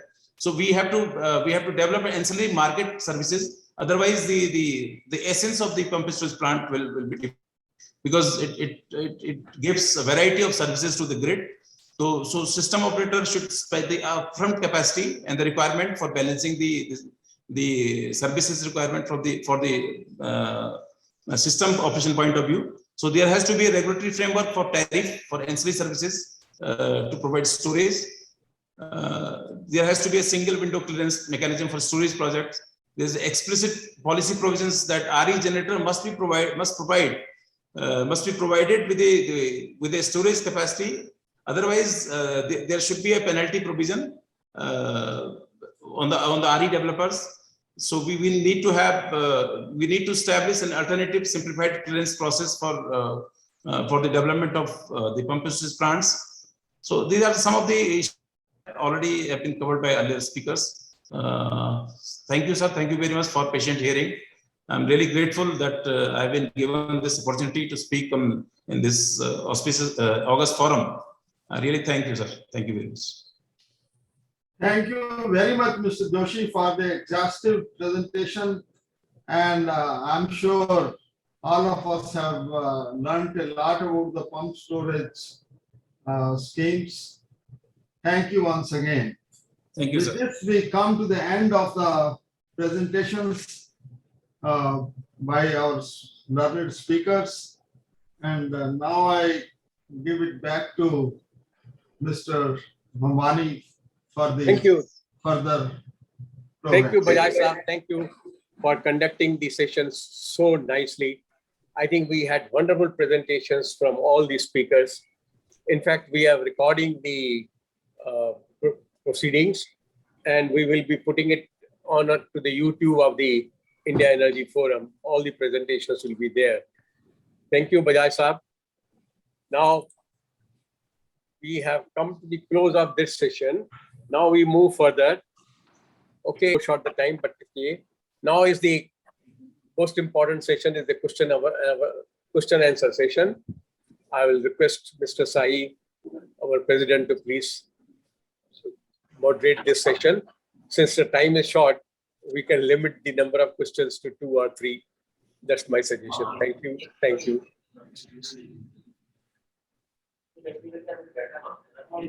Yes, Mr. Verma. yes. So I have few observations on this hydro capacity. Now, hydro capacity to be reserved for the time when renewable source is not available. Hydro capacity which we have substitutes for the battery, number one. Number two is that the technologies are now available to run the power station, thermal power stations at any load, or with minimal oil consumption or no oil consumption. Adani has already implemented on their 660 megawatt units, and these units can run any low load without much oil consumption. Number three, sir, I want to ask Mr. Arya whether any precise detailed study has been made for justification of the quantum of the pump storage schemes.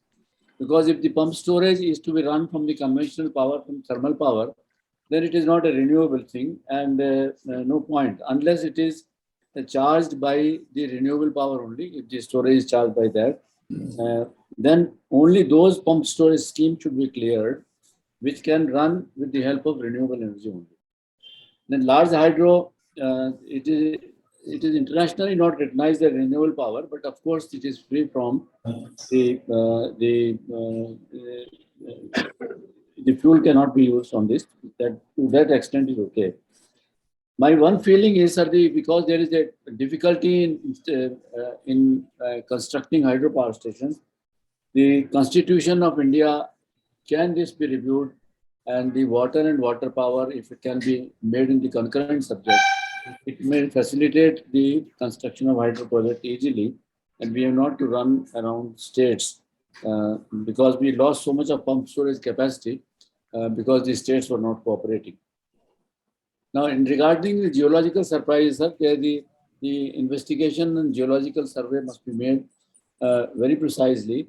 And it is found, like in Tala project, you know, that the whatever the geological survey was done, it was not found, the actual geology was found reverse, and the rocks, etc., were found to be weaker than what they were investigated. And only the contractor had to claim on the project people, and there was no claim from the project side on the contractor.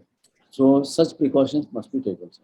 If Mr. Arya has to say something on this, or anyone else would like to clarify. Mr. Arya is, I think, not. Yeah. He's there. No, no, I'm here. I'm here. No, Okay. I agree. I agree, Verma sir. We have to do this geological survey investigation very rigorously, and we have done some studies also, and so we are taking action in this regard. And regarding that pump storage, that's it can be whenever it is run in a pumping mode, that it can be that renew power, and even in the thermal, sometimes the tariff is very low in the off-peak hours. Then in that period, they can pump the power, pump the water into the upper reservoir. So it is up to the developer. So at what time he want to pump, and at what time he want to generate. No, it may not be, it will not serve the decarbonization. That is one objective. If we are charging them from thermal power. Can I say something? Sir, Can I say something? Yes, Rakesh. Yes, I think it's heartening to note that the action is being taken for fast tracking the sea clearance and the environment clearance. And the PSP case, I think not much work, not much environmental effect is there, so it can be done faster. My suggestion is that at least 3-4 projects should be developed through competitive bidding process on this pattern, same as UMPP. And I think central government will have to take initiative in that, because if we leave it to states, I think it will be too late. If 3-4 projects where 70 to 80% power can be tied up through long-term contract, where capacity is tied up with the states and maybe left for selling through the market, either ancillary services or day ahead or real-time market. Because I think the ancillary services market is not mature enough to allow the financing of large hydro projects purely on market. So I think bulk of the capacity has to be tied up through long-term PPA. A mechanism is already existing. CERC has defined how the tariff will be calculated. The capacity charges are to be given and conversion charges, and the energy is to be supplied by the concerned states to get the capacity as per their requirement. The second point is the contract management. I think very important issue has been raised. And I feel that as they are now giving all the projects to most of the projects to PSUs, I think the contract management has to be strengthened. And the contract should have, hydro contract should have all listed the risks. I think we have a long experience of development of hydro. We know all the risks which may come during the execution, and the mitigating measures should be pointed out, clearly mentioned in the contract itself, so that there is no scope for disputes later. Everything is clearly defined, how it will be mitigated, what if there is some extra work, at what rate the contractor will be compensated. Everything should be clearly indicated. So I think if CA can do something in that, improving the contract management, that will help a lot. Okay. Any other comment? Ajay Shankar here. Yes, Ajay Shankar, yeah. 2-3 very brief points. One is that the hydro and pump storage are quite risky for private sector. So the private sector, where it has taken sites, has not done much work. So the way forward would be twofold. One is that public sector plays a much bigger role in developing pump storage projects and the remaining hydro projects. And within the public sector, contract management may be improved. Now, I have been JS Hydro for some time. So two devices worked well at that period. One is that if you give a turnkey contract at a fixed price, then the performance at site is better. A variant could be that if there are incentives in terms of cash for making good the delays due to geological surprises or doing ahead of schedule, that this also delivers well. So one is turnkey contracting and contracts with incentives for faster completion, because the cost of a day's delay in a capital intensive project is very high.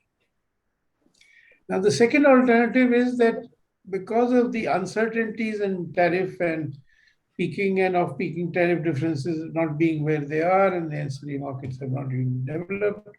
So one option is that instead of trying to do it as a normal private sector project of a hydropower development, we do the detailed investigation, find the site, and then give it for development and maintenance, and offer the private person an annuity, which is in some ways like a road contract or even a transmission line contract.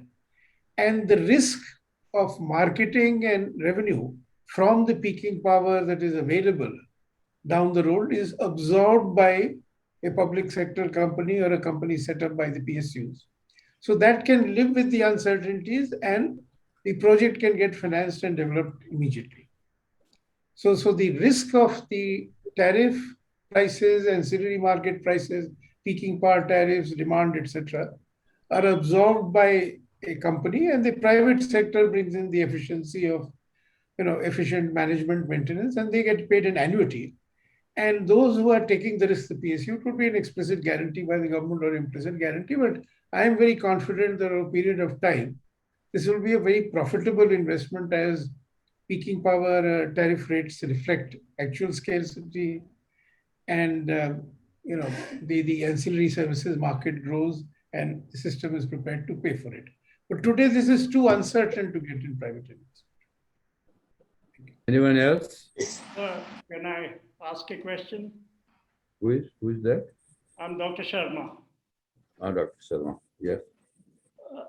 So Mr. Joshi mentioned in his presentation that there's about 4,700 megawatt pump storage capacity, and much of it is not being used. Now, what could be the reason why it is not being used? The capacity utilization, whatever, may be feasible. If, let's say, certain locations which have a pump storages and the capacities are not being used, whether they can be relocated to some other locations where these capacities could be used. Thank you, sir. But there, I think the pump storage is yet to be commissioned. So is the question of not being used. The existing 4,700. Okay. Joshi mentioned. Mr. Joshi, do you have any point on that? Yeah. Yes, sir. Actually, there are certain PSPs which enjoy the status of PSPs, but they are not working in pumping mode, especially. There are different reasons for them. In one of the PSPs, like Kadana, the stale pool is not yet ready. This lower reservoir. In other PSP, there is some vibration problem. There is some technical problem, and they are taking up with the OEM. So there are some technical problems and some the problems like civil structures are not ready and like that. So now during the latest meeting with the in MOP, so they are being pursued to rectify, to come up with the solutions. And I hope, sir, within next few months, these problems will be. All right. Any other question? Just one small. Shai Saab, can I? One. Sir. Can I? Mr. Sharma? Mr. Joshi. Yes, sir. this capacity has been existing for a long time. Yeah. Now, what exactly is the last 10 year or 20 years capacity utilization from this pump storages? Sir, it is these storage these plants are being operated in generation mode only, not in pumping mode. No, that, So Purulia 800 Only megawatt. Purulia and Kadampai. Purulia has been operating successfully for more than a decade. Only Purulia and Kadampai, sir. The plants like what I mentioned, that Katana and this Sarovar, they are not operating in pumping mode. Otherwise, they are operating in generation mode. So it is being taken up by CA, and then the solutions is. Mr. Satish, okay, that's okay. That question is answered. Mr. Satish Sharma. Yes, sir. Thank you, sir. Sir, at the outset, I would like to talk basically on the Tehri pump storage scheme. There have been a lot of, hurdles for the Tehri pump storage scheme, as you are aware, and you solved those hurdles when you were the Secretary of Power. And I am really delighted to know that now by September 22, the first machine of Tehri PSP is coming up. It is, sir, with your support, this is a unique machine. It's a variable speed machine. And the grid now is quite mature to receive these variable speed machines and pump storage. Now the education of the power sector has gone to such an extent that today's presentations have been very educative on the pump storage scheme. At the time of Tehri, while you got the approvals on this scheme, there were a lot of hindrances. I mean, who will take the power? Nobody was interested in taking power, and you got the Chief Secretary of Delhi to convince him that you take the power. And 600 megawatt at that point of time, as a power purchase agreement was done for Tehri PSP, and 100 megawatt each for other states like Rajasthan, Uttarakhand, Haryana, and this thing.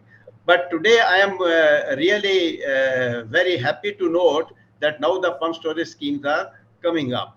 Thank you, Mr. Sharma. Thank you. That's okay. That's a good This is comment. the first pump storage in the northern region, sir. Yeah. Which is a variable speed machine, and in the country. Okay. This is a very good. Really a very good aspect. Any And, other last observation? Any other last question? Anybody else? Because we are already half an hour behind, almost half an hour. Any other last comment or question? No. Okay, then I think let us put some concluding remarks. This session has been very useful. We are very happy that the presentations made by the CA team, chaired by the chairman CA himself, has been very, very educative. And one should be encouraged to see that a lot of concerns and a lot of preparations are going on. Some of the things have already happened and others are already in the pipeline, as in one of the presentations they made, that still further improvements in policy, further improvement of policy procedure, etc. is being worked out. So I think government concern, CA's concern, that is clearly reflected, and it's very positive development that this hydropower in general and pumped storage in particular, both are being encouraged, and let us hope that things will be all right. One of the points that was made, I think, in one of the presentation by CEA, that you would expect this public sector, actually private sector, as I had also mentioned that point, we have tried it for several years now. Private sector doesn't have the patience now to get into hydro, wait for 7, 8, 9, 10 years for their equity to wait for any return. And it has been seen that by and large, that is, I mean, it's not to reflect on the management capability of private sector, but the risks associated are so much.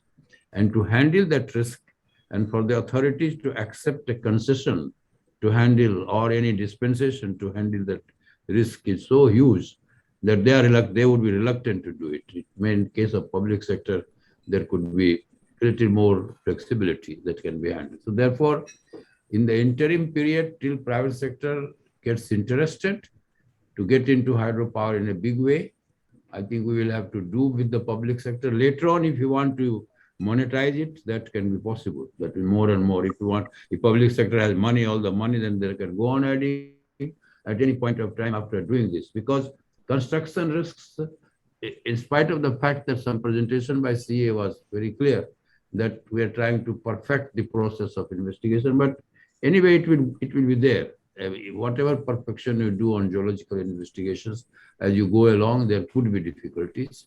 And disputes during contracting stage become so complicated that even public sector will be difficult to handle, but private sector cannot get the dispensation and they cannot do this. So that is one point. The second point that I came up in one of the presentations, perhaps CA chairman himself said, or one of the presentation, that not CA, the presentation made by the chief engineer, that we would expect lower return on equity. If you remember, in between a regulatory commission and ministry put together, they increased the return on hydro because the gestation of equity investment is much longer. Gestation of equity investment in thermal power is in the range of 3 to 4 years, but gestation to get into any situation of a return is 8-10 years in the case of hydropower. So I think that will have to be reviewed. I'm not saying that one is in favor or against that point, but it shouldn't happen that instead of incentivizing and motivating people to get into it, you may get into a situation that you are in fact not liberalizing the investment climate in case of hydro, but you are making it a little more restrictive. That is a very forthright point. And I say I don't have a fixed view on that, but that matter has to be very seriously considered, because when I think 16% was increased to some 17% or something like that, or 18%, because of the waiting period of equity during construction stage, is still the hydro project developer, both in public sector and private sector, they were not quite happy. And I do see some sympathy for that, because they have to wait on this. Then this dispute resolution mechanism, as brought out during presentation, and also Ajay Shankar made that point. I also made in my introductory remarks that we will have to have the contracting strategy so well structured and the draft prepared very well, so that it lends itself to a quicker review and quicker examination of the issues that we get confronted during construction stage, and disposal of that issue or redressal of that issue. Okay, it's a high level technical team of eminent persons whose integrity cannot be doubted would be put in place, so that these mechanisms work out the solutions to the problem where, like Parvati was mentioned. Parvati became a long story. Parvati 2 has become a long story because of the tunnel boring machine or something like that. So we get into situation of IDC increasing, lot of investment made, and project becoming. Financing, I think that point has not come out perhaps in CA presentation, but need to be strongly recommended to the government that we should take up with the financing institutions like LIC and others who has long, or even pension fund nowadays is putting money. Unless you give long-term financing which eases the burden on tariff, I think affordability of hydropower project development right in the beginning and having PPA would be difficult. So long-term funding and backloading of tariff, a point that I also made. Pump storage, I would have felt with both the sort of presentations, some sort of a clarity should have come that how much of power we are needing to pump and how much of power we are getting. What I have understood that you have to put 2 units to get 1 unit. And in that case, a point was made by Mr. Verma, and that's the right point, that if you have to use your thermal power, then the same question of your greenhouse gas will come. I think today with solar becoming available in such large measure, not today, maybe in coming years even more, then during the daytime you use the solar power, which could be in the range of 2.50 rupees or 3 rupees, so that even if you use 2 units of solar power to get 1 unit of hydropower from the pump storage, still its affordability can be explained in terms of the alternate battery backup and others being very high. So I think Those are the policy level issues on pumped storage. Clarity should be brought out. If there is confusion even at the level of policy making, then investment will be very difficult by public sector as well as private sector. Most of the public sector are listed companies now. They have independent directors in their board. Certain amount of persuasion can be made from the public, from the government. But beyond a point, they all have to run on a professional basis, and their board of directors, their independent directors will question them. So therefore, even though it is comparatively easier to handle some of the difficult financial and contractual situation in case of private public sector, still it will be better that at the policy level, better degree of clarity. But on the whole, I am very happy that CA has done a lot of work to support the ministry in this. The amount of thoughts that have gone into this, I was amazed that so many issues you have been able to bring out. And one group has already put the further recommendations. I hope Ministry of Power would handle those recommendations. This is high time it is brought into action by proper policy and proper persuasion. But persuasion will go up to a point. We should expect commercial dispensation even in respect of public sector undertakings. So I think with these words, I thank you all, and I'm educated more. And in 2 hours' time, I'm educated more on whatever is being done, and it's a great thing. And I'm again very thankful on behalf of the India Energy Forum to Mr. Arya and his team, both I think Mr. Shravan and Mr. Baba, both of them. All the three have done a great job, and so Mr. Joshi from Tehri, of course, I can never forget. I used to visit every 15, 20 days, and you got the Tehri online. So I think recently also I had gone to Tehri to see how it is working on. So it's very well. It's a pride of the nation. Thank you very much. All the best. Thank you. Thank you. Thank you, Mr. Sai. We have now come to the close. I think Mr. Mishra is not joined. He rang me up and says that Mr. Bajaj could please propose a vote of thanks. Well, thank you, Mr. Mamani.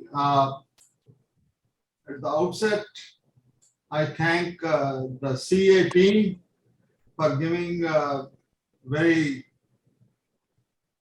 excellent presentations, and also they have shared with us the progressive steps, the positive steps that are being taken, and hopefully the recommendations of the subgroup will be accepted by the concerned authorities and the suggestions brought into practice. I'm also thankful to the Chairman Tehri Hydro Development Corporation, who deputed Mr. Joshi to make his presentation. Mr. Joshi's presentation has been very, very exhaustive and educative. And he has discussed the entire gamut of power of pump storage plants and schemes, both theory and practice. Thank you, Mr. Joshi.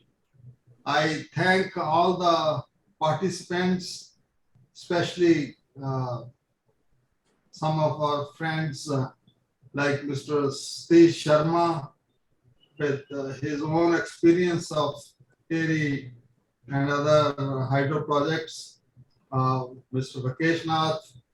In fact, I don't want to name because I will not be able to name everyone. Mr. Ajay Shankar, Mr. Dr. Grover, thank you very much for your participation.